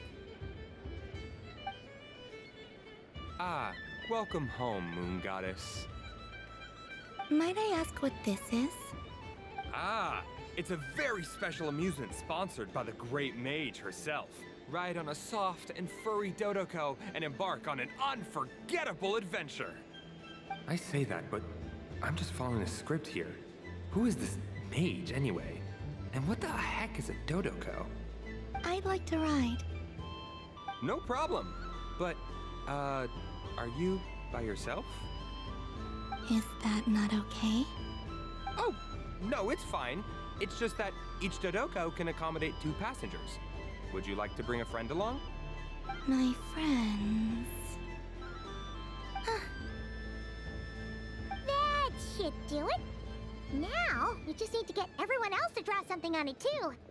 But we gotta keep it a secret from Columbina. Traveler?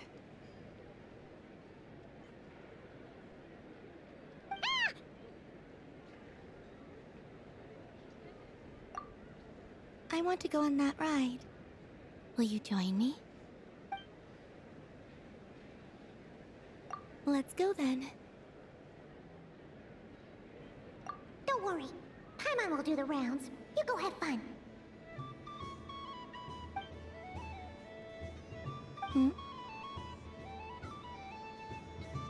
All right. I think we have to wait in line over there. Please take your seats. For safety reasons, you mustn't try to leave the ride before it comes to a complete stop. All right, you're all set. I wish you both a wonderful journey.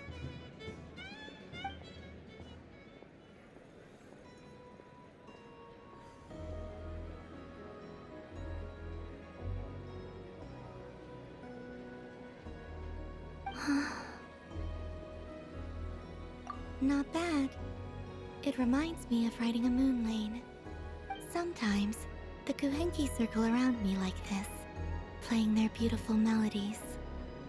Yeah, I'm going to miss them.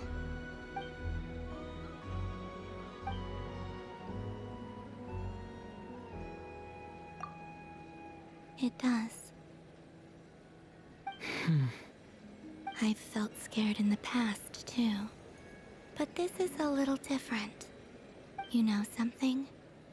I got to see a lot of fascinating things during my disappearance.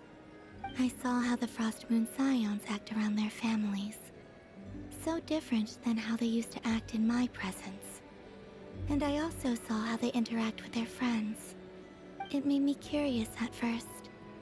Why do people act so sincere when they're worshipping gods, but save their truest, warmest feelings for each other? Slowly, I came to realize that it's because they trust one another. They know, deep down, that they'll be accepted for who they are. All of it. The good and the bad. I know. I knew it the moment you started calling out my name. What I fear now is the end. I fear losing all this the very night I have gained it.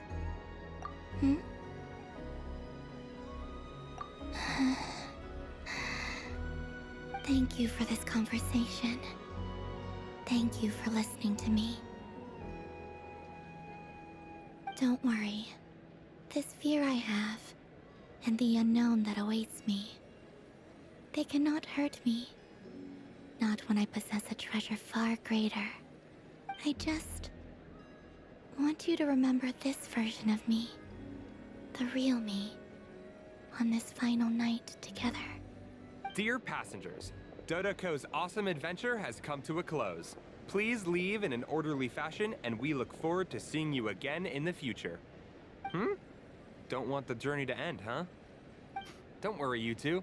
There's always another adventure waiting just around the corner.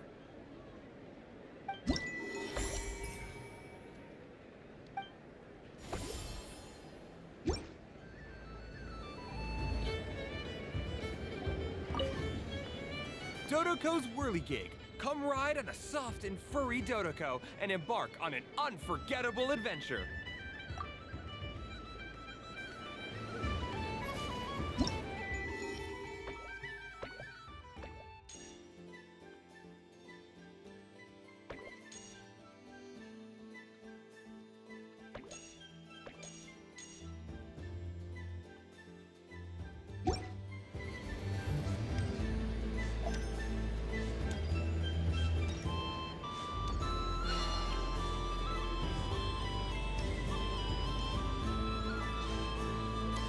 There are so many attractions here.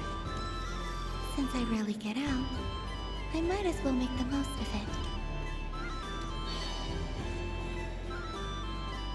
Moon Prayer Candy! Beautiful, tasty Moon Prayer Candy!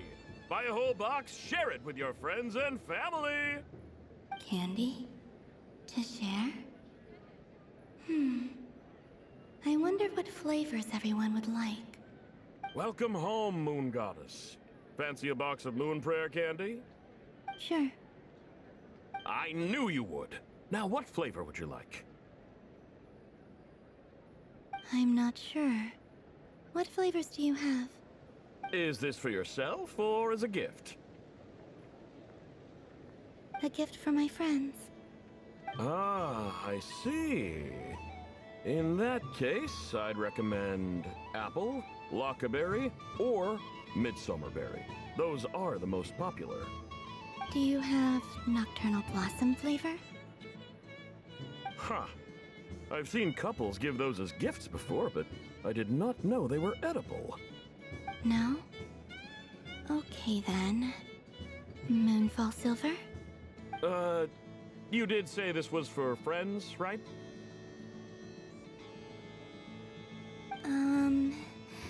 Maybe smetana then. Hey, now that's a creative idea! I've never tried it before, but if you're happy to wait, I can see about whipping up a batch on the spot. While we're at it, you got any other ideas?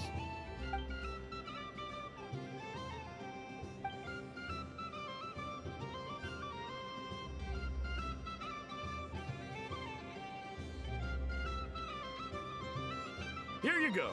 Every flavor you asked for is in there. Thank you. I should be the one thanking you! You brought me a whole bunch of new business. It's like a genuine blessing from the Moon Goddess. I hope you and your friends have a lovely night.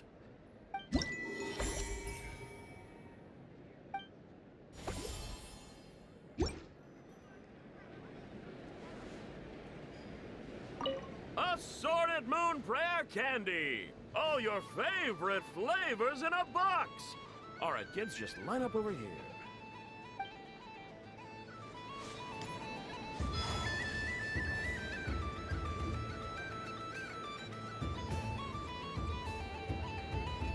What is going on over here? It looks like fun. Hold it right there! You can't run away from me, Moon Goddess. Are you talking to me? Of course. Do you see anyone else here dressed up as the Moon Goddess besides me and you? Hey, come on. Call me by my title. Happy Moon Prayer Night, Moon Goddess. And the same to you. Anyway, there's no time to waste. Get ready for the duel of a lifetime. Duel? Meet my partner, Stacko. Come on out, Stacko. Well, don't just stand there. Let's see your partner. Partner?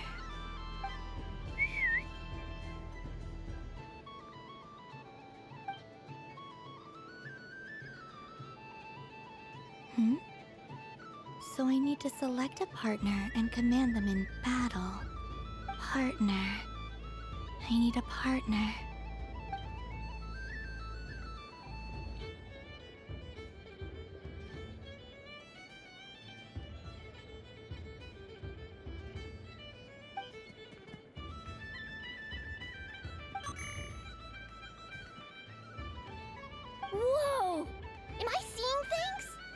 Where'd you get a Kuhenki?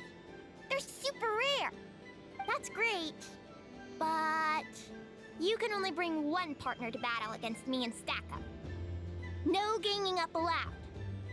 They all look so eager to be picked. Which one should I choose?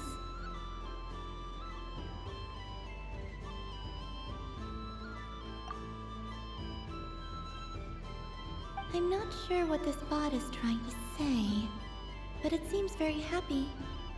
That bow. Does it want to dress up as the moon goddess too? They all look so eager to be picked. Which one should I choose? This one usually lives in Nasha Town. She likes falling asleep to the sound of striking hammers. And I bet she's quite familiar with robots' weak spots. They all look so eager to be picked. Which one should I choose? This deer came to celebrate the festival with the Frost Moon Scions. It wants to help me with its antlers. They are its pride and joy. They all look so eager to be picked. Which one should I choose? I'm not sure what this bot is trying to say, but it seems very happy. That bow. Does it want to dress up as the moon goddess too?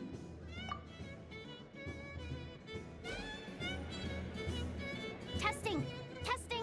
Oh, this is an emergency broadcast! An exciting battle is about to take place right here at the Nasha Town Special Arena! In this corner, we have the Moon Goddess and her robot partner. And in the other, we have the Moon Goddess and her other robot partner. This announcer stuff is harder than I thought. Why does everything I say sound so dumb? If I could cringe any harder, I'd fold in on myself. Only one Moon Goddess can be victorious in this ultimate battle of destiny! But who will it be? There's only one way to find out! Now, without further ado, let the Battle of the Moons begin! I don't care who we're up against. Stacko and I ain't gonna lose.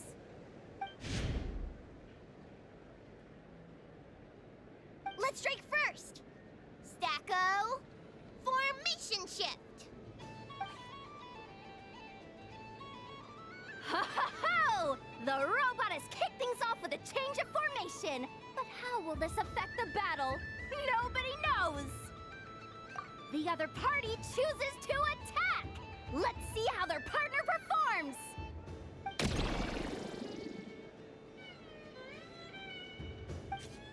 Stacko! The attack lands! And if those sizzling sounds are anything to go by, it was very effective! Okay then. Stacko, maintain formation and enter your empowered state.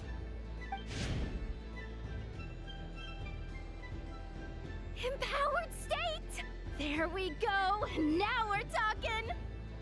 Absorbing the immense Kuvaki present on Moon Prayer Night, this lean, mean machine has greatly increased its offensive power! Oh, they chose defense! But Stacko's about to attack with full force! Is it too little too late? The battle is heating up fast! I'm about to start sweating machine oil over here! Go for it, Stacko! Set Kuvaki to maximum! Can their opponents withstand this blow? And what will this moon goddess do? Don't be afraid. Fight however you wish. And it's the empowered state! Both robots empowered now! The attack comes in, but oh, attacks repelled! Opposites attract, but likes repel. And now you've seen it in action! What a powerful repulsion! The robot crashes into the wall! Can it keep going? Stacko! Oh, Stacko is down for the count! Our winner is the Moon Goddess! The slightly taller one, I mean. You did your best, Stacko. I'll take you to Ainos for a checkup right away, don't you worry.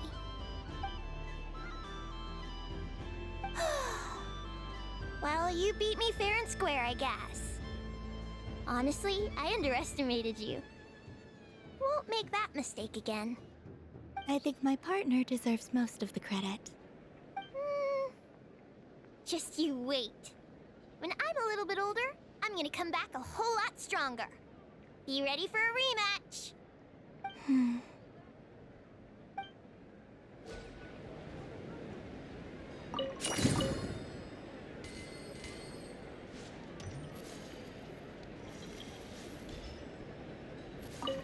gonna come back a whole lot stronger. Be ready for a rematch.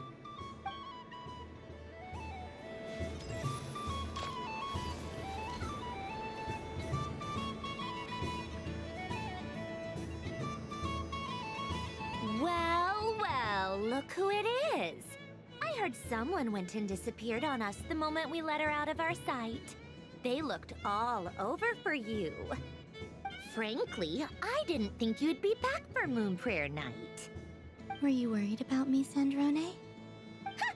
You would like that, wouldn't you? Do you even hear what you're saying? It seems to me like you disguised yourself with festive headgear, just so that you could come see me on Moon Prayer Night and make sure I'm okay. You didn't even bring Polonia with you. You? I thought you couldn't see. I cannot.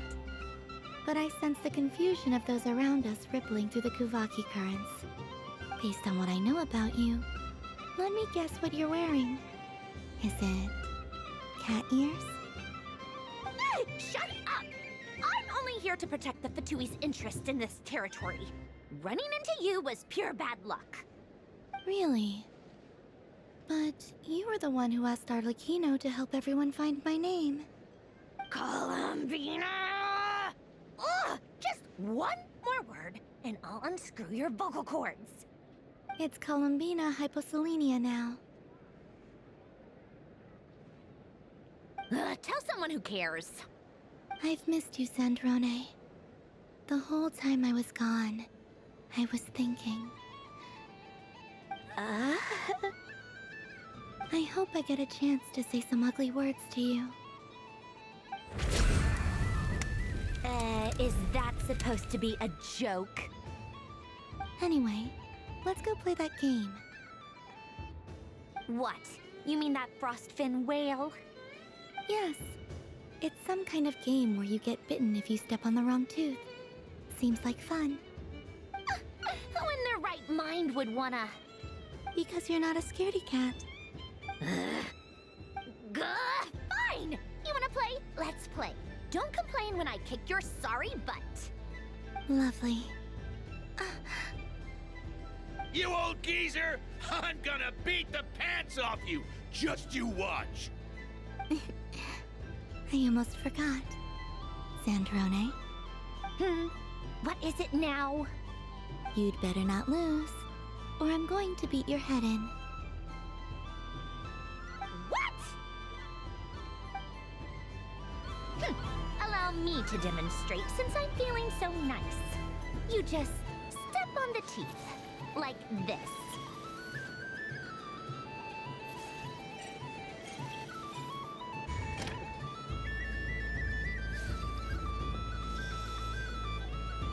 Which should I pick?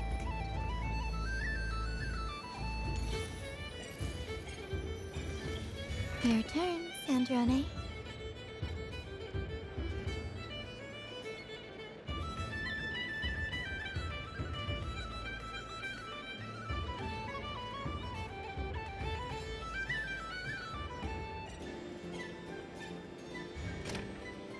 Don't come crying to me if you get bitten.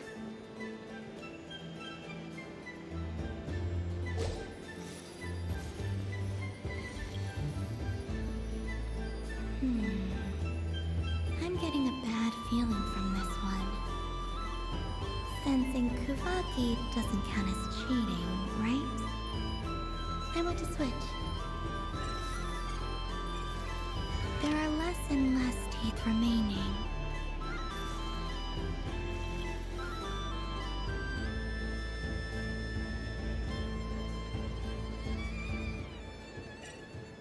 Huh? What's that noise?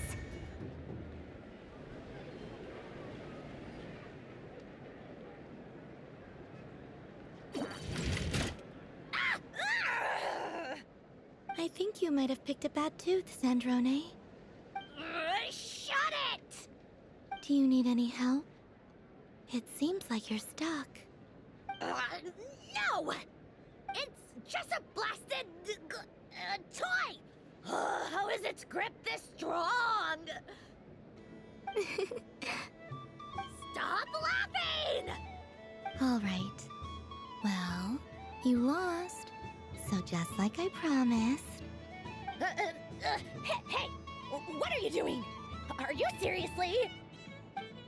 Hiya. Why you? Oh, just you wait! Rematch!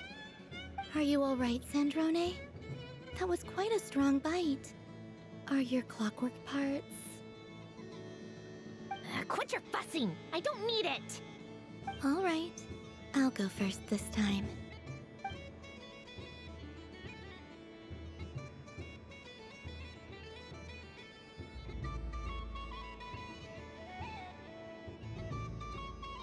I see it now. She can sense which teeth are rigged.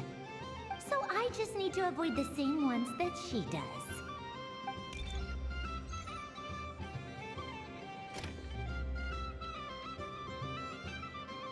This one... Seems fine. She avoided that one then? Now I've got you.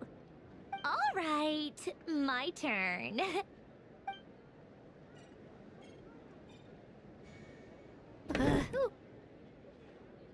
What? Looks like you lost again, Sandrone. Wait! There's more than one bad tooth! Bonk.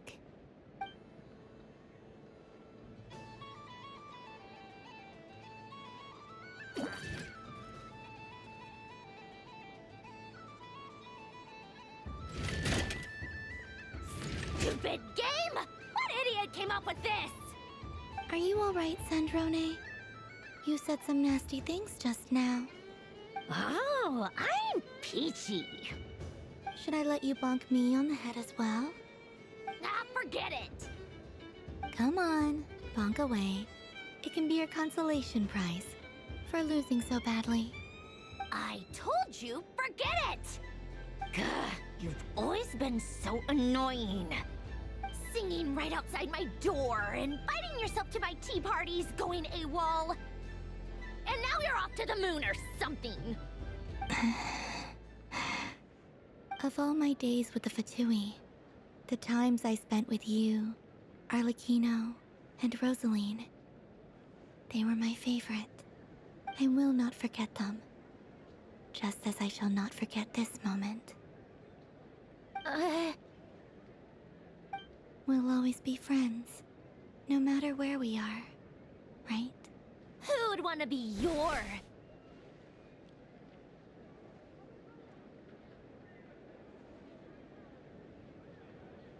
I'll miss you, Sandrone.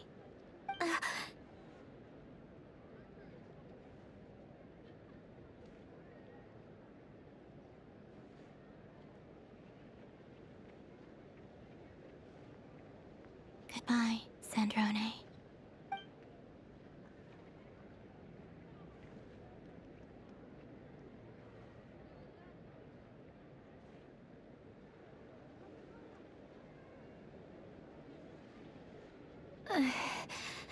I'll miss you too, Columbina.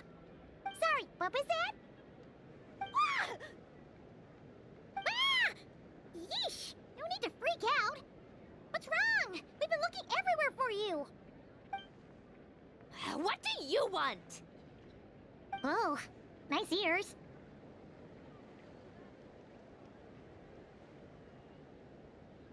What do you want? This! Huh? It's your turn to draw something. You're one of her friends too, aren't you?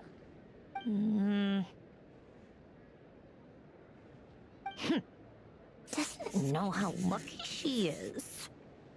Sorry? Nothing. I'm done. Take it.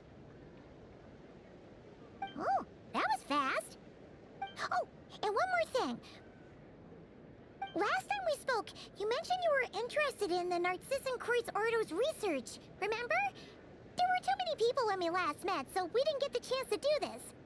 What are you talking about?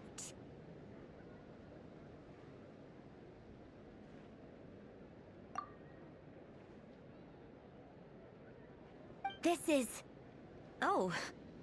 Alan, Renee, and Marianne. Huh. The Holy Blade. A savior's plaything. It's not about whether I approve or not. These people, they would sacrifice themselves for the sake of the world. Especially Alan Guillotin and Renee. That is something I would never choose to do. Still, I didn't know they had any pictures left from that time. If I'd have thought to bring a camera, I'd have... What? Yeah, of you being bitten by the frostfin whale and Columbina bonking you on the head. Tear it up! Now!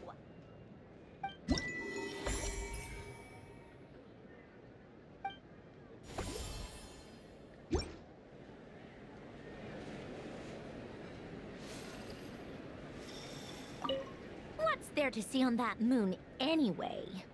Let her go up there and cry alone. See if I care.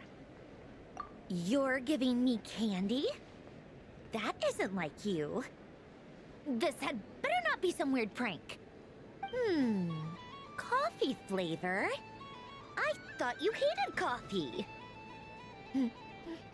It's extra strong too. You didn't do all this just for me, did you? Hey! Don't take it away! I never said I didn't want it. I mean, you can't unmake the candy now.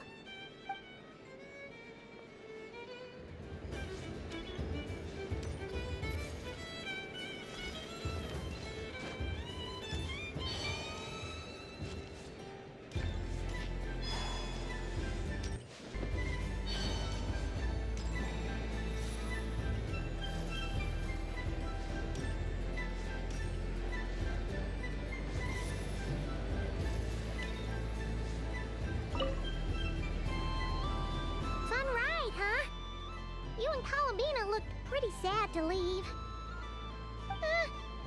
This isn't gonna make Paimon dizzy, is it? Oh, candy for us? Thanks a bunch, Columbina. Don't mind if we do. Whoa, this one's intense. But it's so tasty. What about you, Traveler? How does yours taste? Oh, sounds good. Paimon's drooling now. Are there any more Smetna candies in the box? Yes, I believe so. Okay, gotcha. Let's see. Sure. This one, and yep, this one looks right too. Okay, that's 3.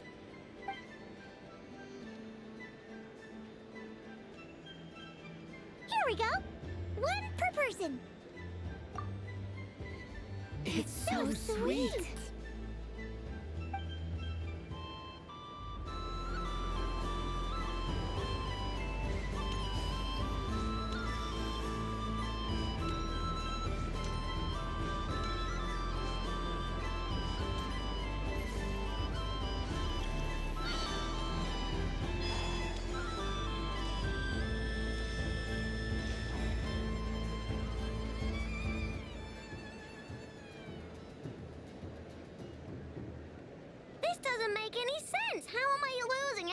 whole time! Wait, Inefa, you're cheating, aren't you? Yeah, that must be it. I am not cheating, Aino. Uh-oh, sounds like Inefa's turning into a big baloney bot. I think it's time for some serious maintenance. Moon Goddess, help me. Miss Columbina, Aino is attempting to cheat. What the? I'm not the cheater. You're the cheater. How dare you throw it back at me?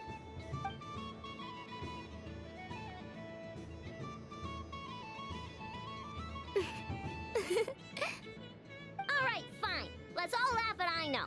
Just you wait till I get home, because I'm gonna make a game bot that can win 100% of the time. Let's see you laugh when I come back and beat your butts. You'll all have your heads covered in stickers when I'm through with you.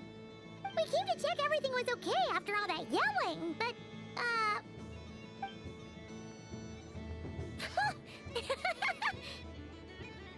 Whatever it is, it sounds like cheating is allowed.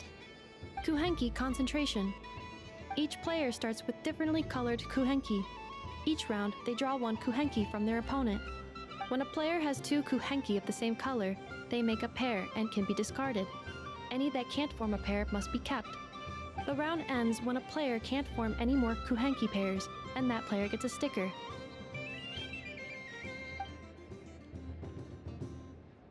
Ooh! Can 4 people play as well? That is fine, so long as the turn order is fixed beforehand. Alrighty then! In that case, the 2 of us will join as one team. Okay, but if you lose, you're both getting stickered. I don't want to hear any excuses. Sure. And if we win? If you win, only one of you gets to sticker someone else. I have taken to calling this. I know logic. Hey, lay off me, all right? Okay, so we're starting the game from scratch again, which means all my stickers so far don't count. Looks like Luonatar is the Kuhenki of honor for this game. Anyway, let's go clockwise, starting from Inefa.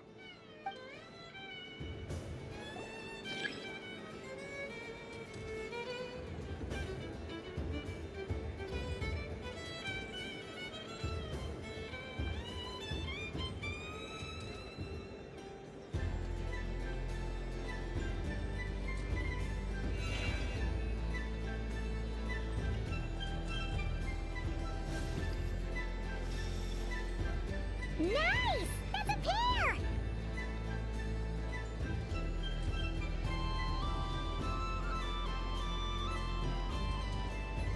Go, go, fly!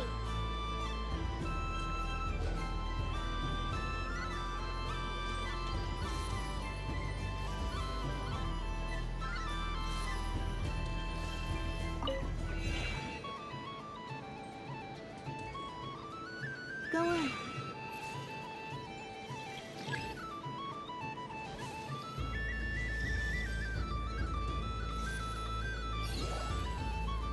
I have a pair.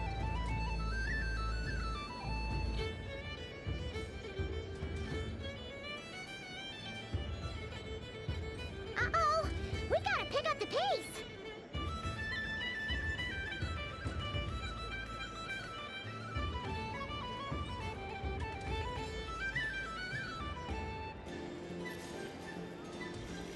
Phew, that was too close. I thought I was gonna lose.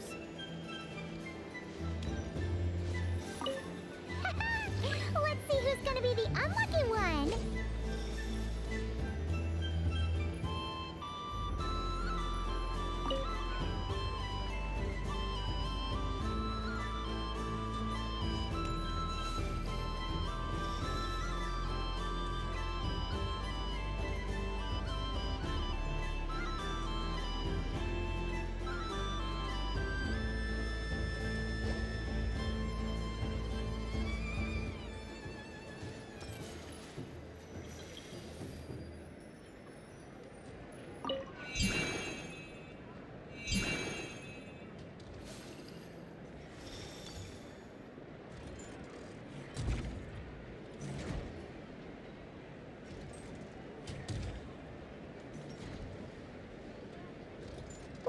pick a good one. What's it gonna be? You're looking very pleased with yourself there. What happened to being a huge Grumposaurus? I won. Duh.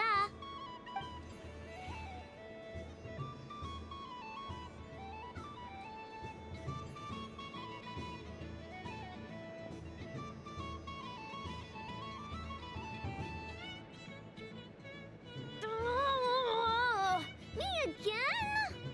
Don't fidget too much, Aino, or the sticker's going to fall off. I don't care. If it falls off, it falls off. If a pair of Kuhengi get discarded, why not a pair of stickers? Huh? Huh?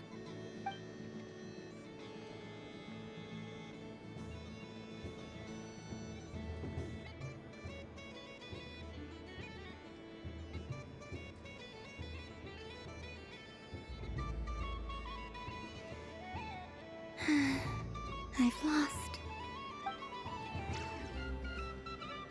Sticker, sticker, sticker!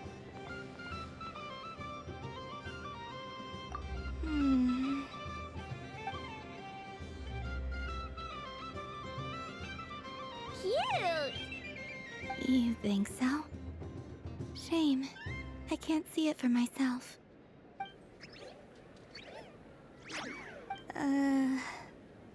What did Luanatar say? She said it looks so cute that she wants me to lose a few more rounds.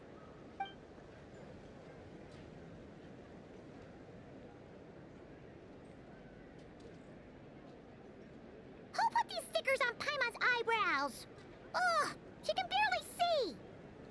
Alright, now, I think we got enough evidence to prove that there's a serious problem here. Yes, I agree as well. The culprit is... Ineffa! Culprit? What did I do? Quit acting dumb, Ineffa! You're not wriggling your way out of this one. I've been watching you.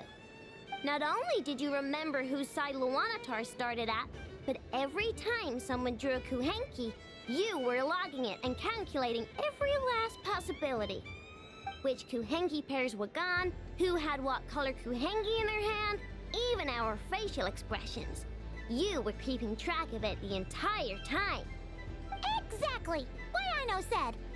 Putting aside the fact that running calculations is not against the game rules, do you have any evidence to support your allegations? But that's not against the rules either. So she admits it. She certainly does. Alright, everyone grab a sticker. It's time to get Ineffa back. But... Take that!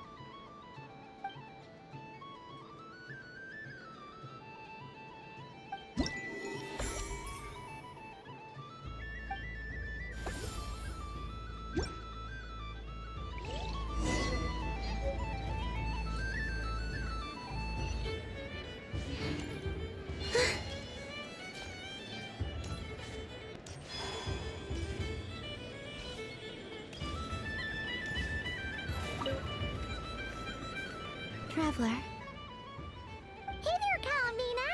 Are you done checking out the festive amusements already? Are you sure you don't want to look around some more? You might not get another opportunity like this for a while. Right now, what I'd like to do is... You're right. I'm not ready for this night to end just yet. Yeah, that's the spirit! Take your time, Columbina. The most important thing is to have no regrets. I'll be right here if you need us. Okay. Thank you.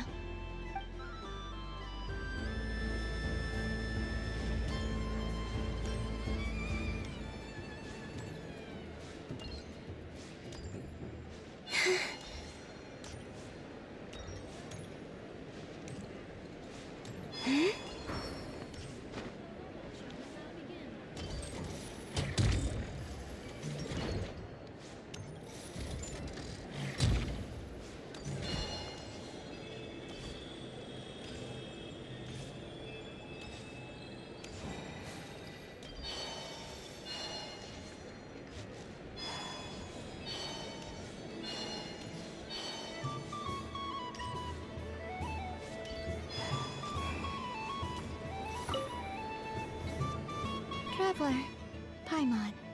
Columbina! Finished with the festival already? Really? You're sure you don't want to have a little more fun out there? Final answer! Yes, I am sure.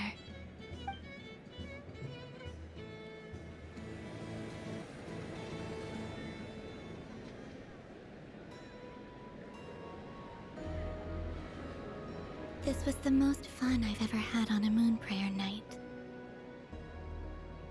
Everywhere I went, people were saying, "Welcome home," and there were friends at every turn. I only wish it could last longer than one night. Oh.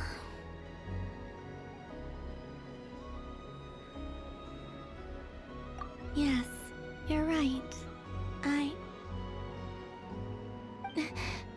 The moon prayer blossoms. Ooh, look!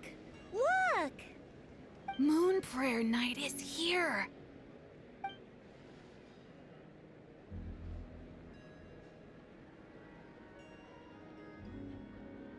The moon. It's so beautiful. Happy Moon Prayer Night, dear. Happy Moon Prayer Night!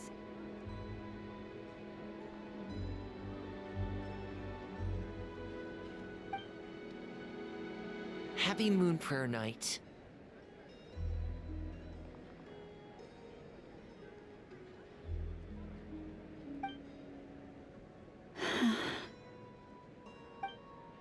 Aww. Huh.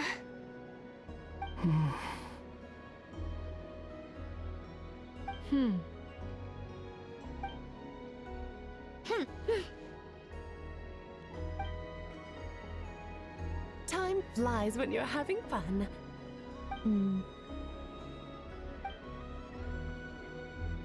Oh. Looks like the time has come. Columbina. You'll be heading off now? Yes, to the ruins you mentioned. And from there, back home to the moon. Wait! I know? At least... Take one of our craft shop's crumb cookies up to the moon with you. You know, for a snack. Sure, why not? The Curatorium of Secrets believes in proper farewells. No story should be left without a satisfactory endnote. Never. Farewells are an important affair for the Ratniki, too. We never know when we might meet again. Haha! And here I thought grand farewells wouldn't suit tonight's mood. But I suppose friendly passion is not to be stopped, eh?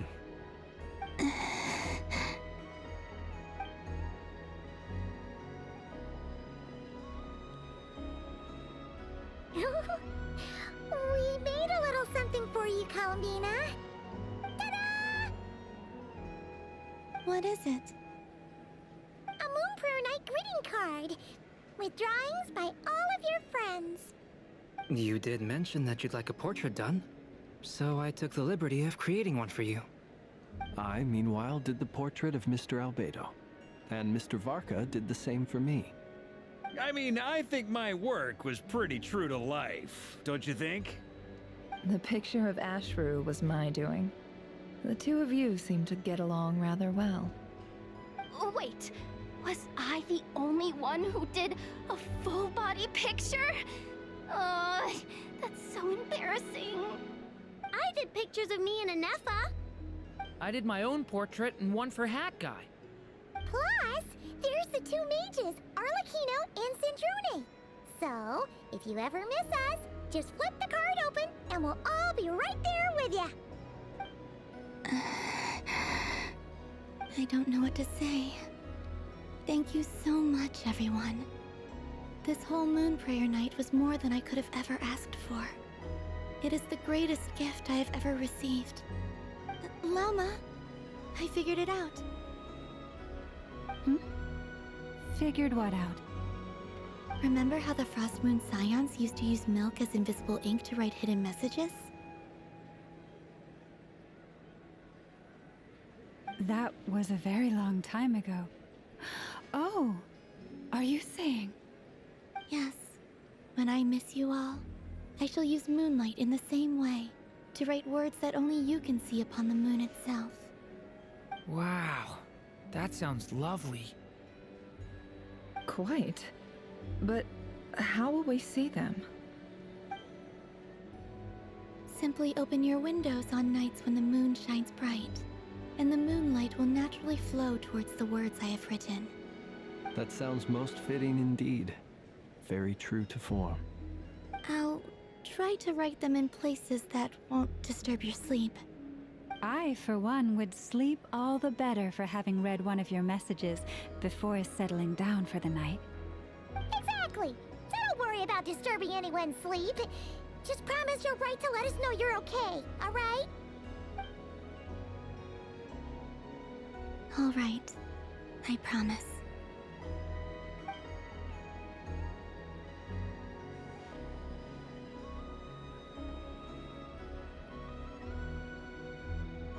In that case, Columbina, are you ready? I'm ready. Very well. Let's go.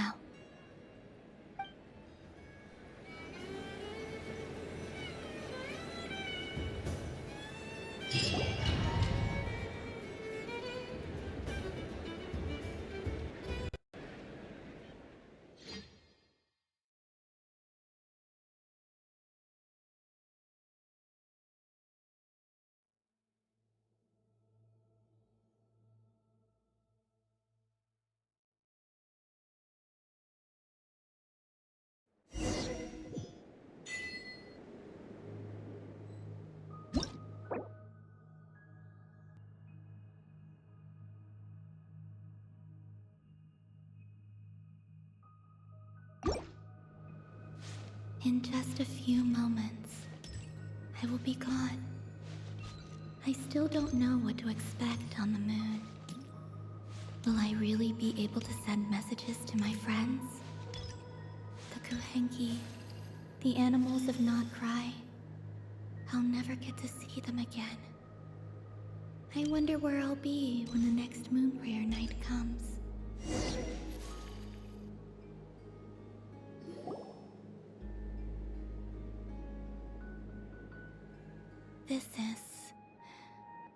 This is where the people of Hyperborea used to communicate with the moons.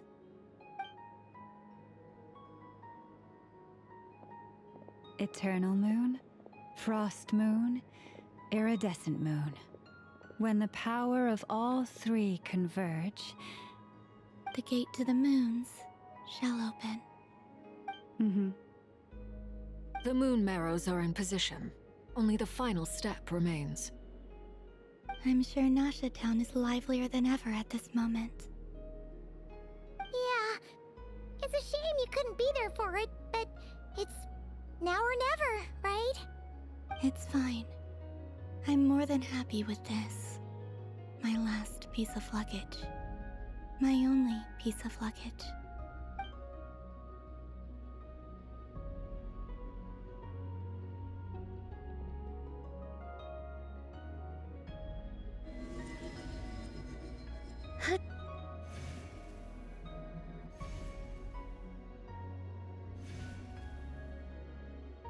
I can already feel the moon calling to me.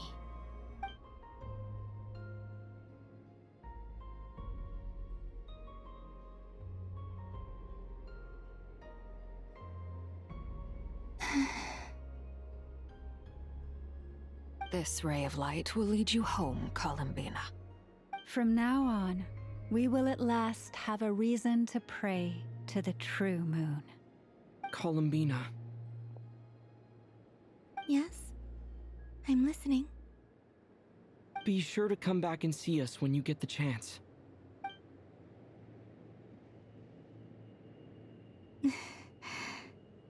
Of course. But If that chance doesn't come, then remember that you have friends on this planet. People who will miss Columbina. Yes, I will.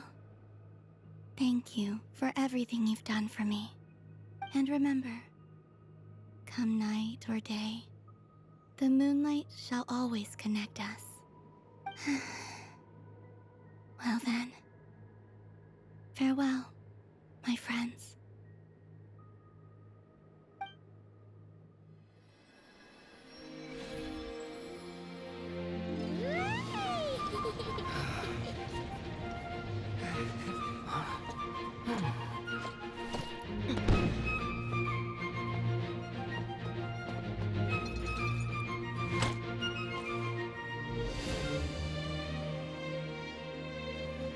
Thank you. This was my happiest night in Tevat. Farewell, Columbina.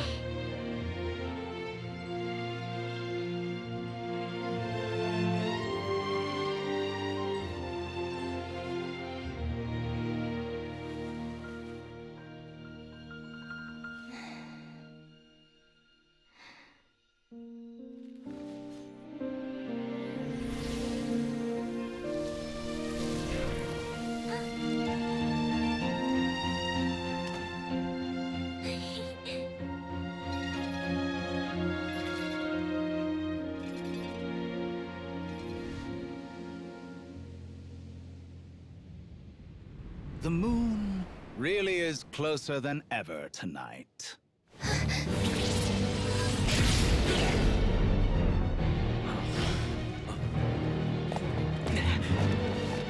Columbina. All 3 moons in one place. Time for one final experiment. Reason, life, death, time, and space. They all believed I would fail.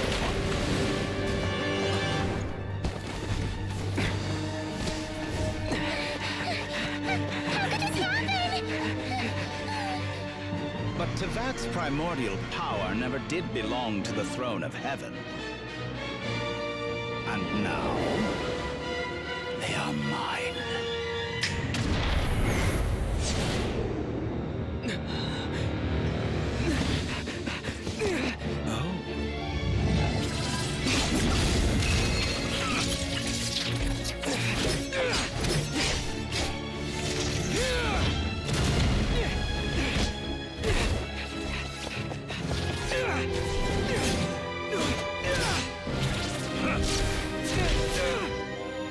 No, as long as I'm here.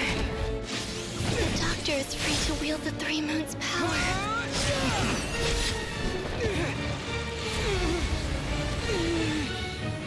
It's the only way.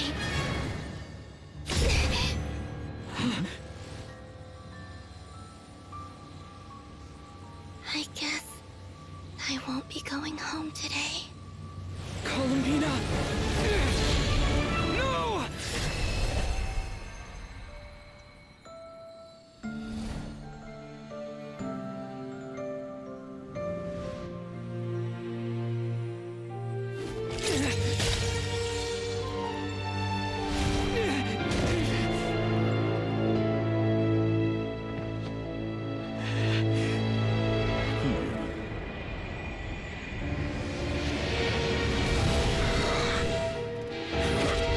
Stubborn world, do not try to control me.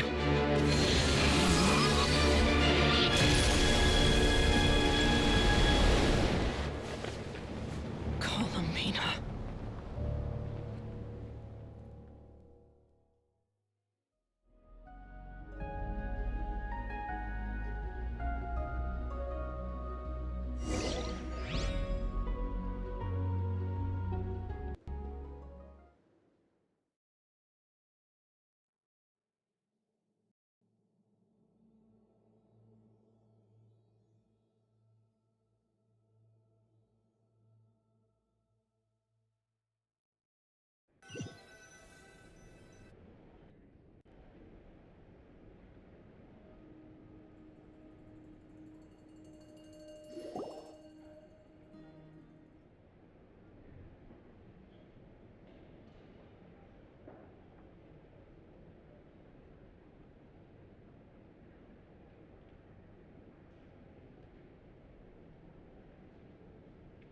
Are you alright? Do your wounds still hurt?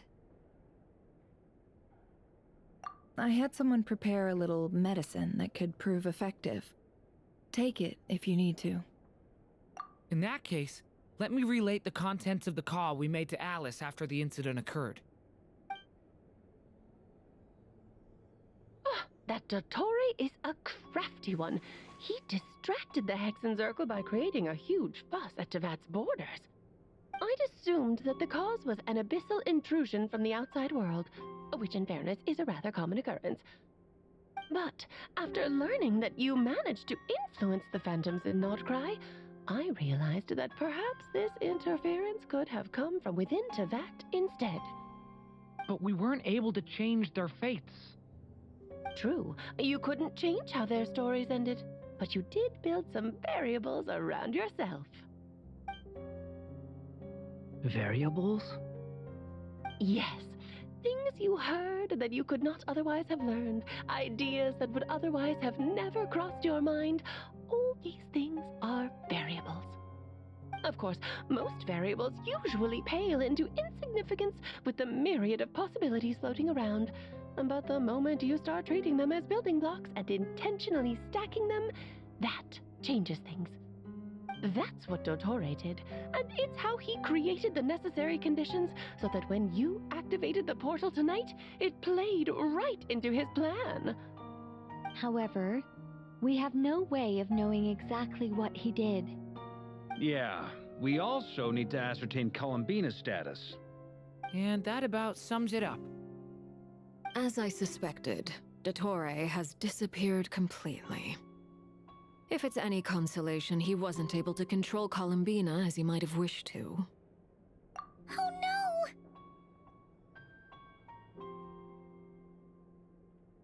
What?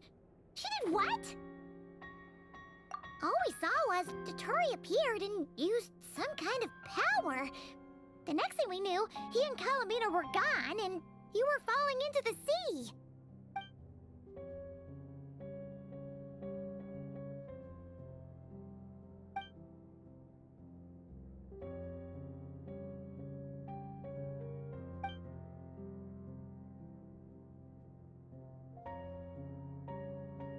So, Columbina intentionally opened the Moon Gate and escaped into the same mysterious world as Rarier and Thalindus. Sounds like bad news.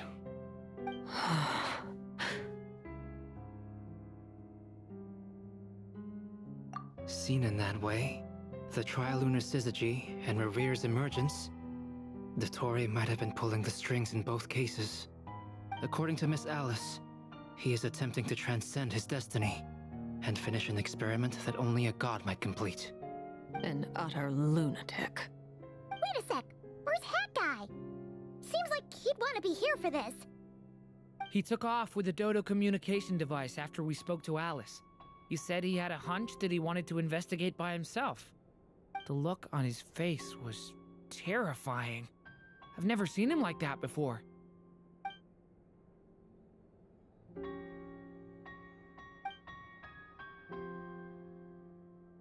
I'm back. Hat Guy! I went to look for the Hyperborean phantoms again. I think I've gotten to the bottom of it. I got them to talk to Nicole on the other end of the communications line. Turns out, the history they describe is different from how Nicole remembers it. Really? But how? Surely Nicole can't have been wrong. Because the phantoms are the ones who were deceived. They speak of a savior who appeared in their history. One who never should have existed. This savior promised to create a new moon within the false sky, and even bring back their moon goddesses. Foolishly, they believed in him, and told him everything he wanted to know about the moons. It's obvious that this was Dottore's doing. Now you mention it, the first time we entered the Hyperborean ruins, we heard the phantoms discussing their history, and I remember Nicole commenting that something sounded a little strange. But Dottore shouldn't have been able to get in there in the first place. He didn't. Nicole said that this was an anomalous state triggered by disruptions in the causal connections between phantoms from the same era. The variables that Dottore put in place were substantial enough that they even affected phantoms that he never met. So it's not that their memories were unclear. They'd been tampered with. That's exactly the possibility Dottore was trying to manufacture. He turned these variables into knowledge and engineered the situation so all that knowledge would fall into his hands. Then, he harnessed that knowledge on Moon Prayer Night to truly create a false moon. How is that even possible? To be precise, he exploited a weakness in the way the spell works. The spell senses Kuvaki to detect the moon's location. So, as long as the false moon more strongly resembled the moon than the frost moon beyond the skies, the gate would teleport Columbina to the false moon's location. In other words, to Dottore's side. Once he had her under control, the teleportation spell remained active, and he manipulated her power to seize both moon marrows. At that moment, the moon marrows disappeared right before our eyes. It was already too late, even as we were leaving the ruins. By then, Dottore had already amassed the power of all 3 moons. So, where does that leave us? What do we do now? I'd certainly like to know what Her Majesty thinks, now that the concerns I expressed to her have come to pass. But we cannot simply sit and wait for her to decide the matter. And in any case, it is not the Fatui Harbinger Damselette who sees us as her friends, but rather Columbina Hyposelenia.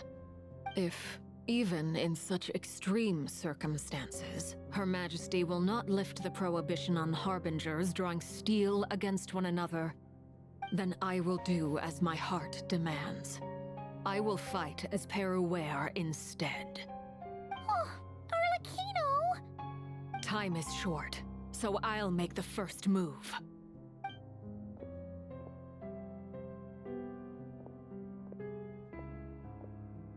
Whew. Even Arlecchino seems to be losing her cool now.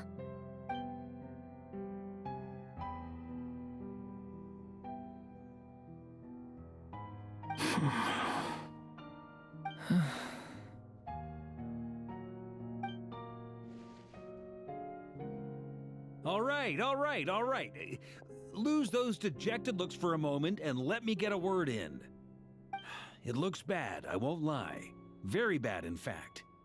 So Dottore's pulled some real dirty tricks to gain the upper hand. For now. And yeah, it's to the point where even the mages say that his variables have affected destiny. I'm not so sure, though. Many have told me that Tevat's destiny is fixed, and that does appear to be the case. Well, what makes Dottore so sure he'll be the exception? And since he was able to stack these variables up, who's to say we can't do the same? You of all people should not be discouraged, traveler from afar. This isn't over yet. And you're not alone in that. Everyone here does, whether they've spoken thus far or not. But none of us are the type to sit back and wait for the sun to shine again. That's exactly how a knight should roll. If they knock you down, you get back up and get back in it. Don't forget, Honorary Knight, you're a legitimate member of Mondstadt too. Mark is right. This is far from over.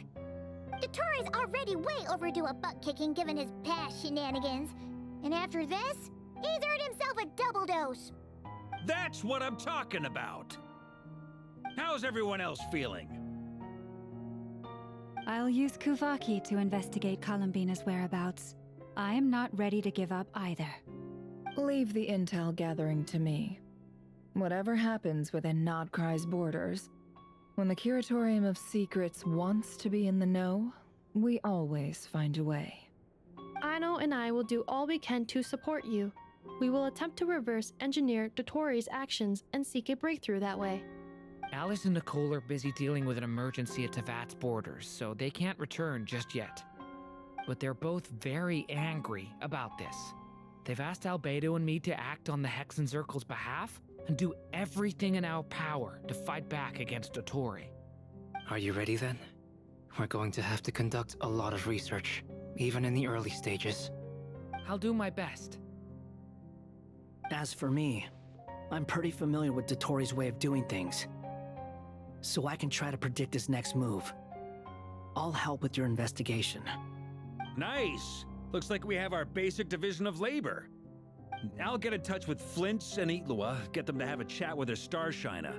It couldn't hurt to bring the Lightkeepers on board as well.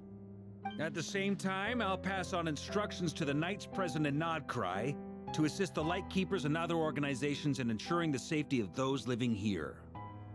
Yeah! We'll show him! That's it then. Good luck, everyone.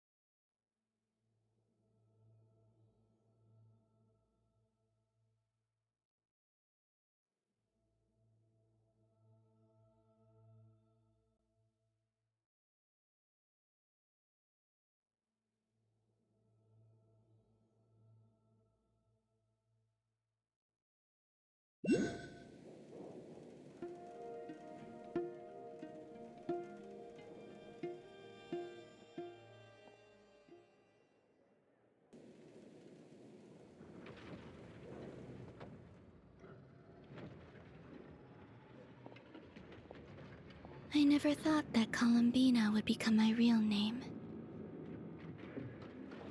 It went from being a Fatui code name to something my friends call me. And remember, come night or day, the moonlight shall always connect us.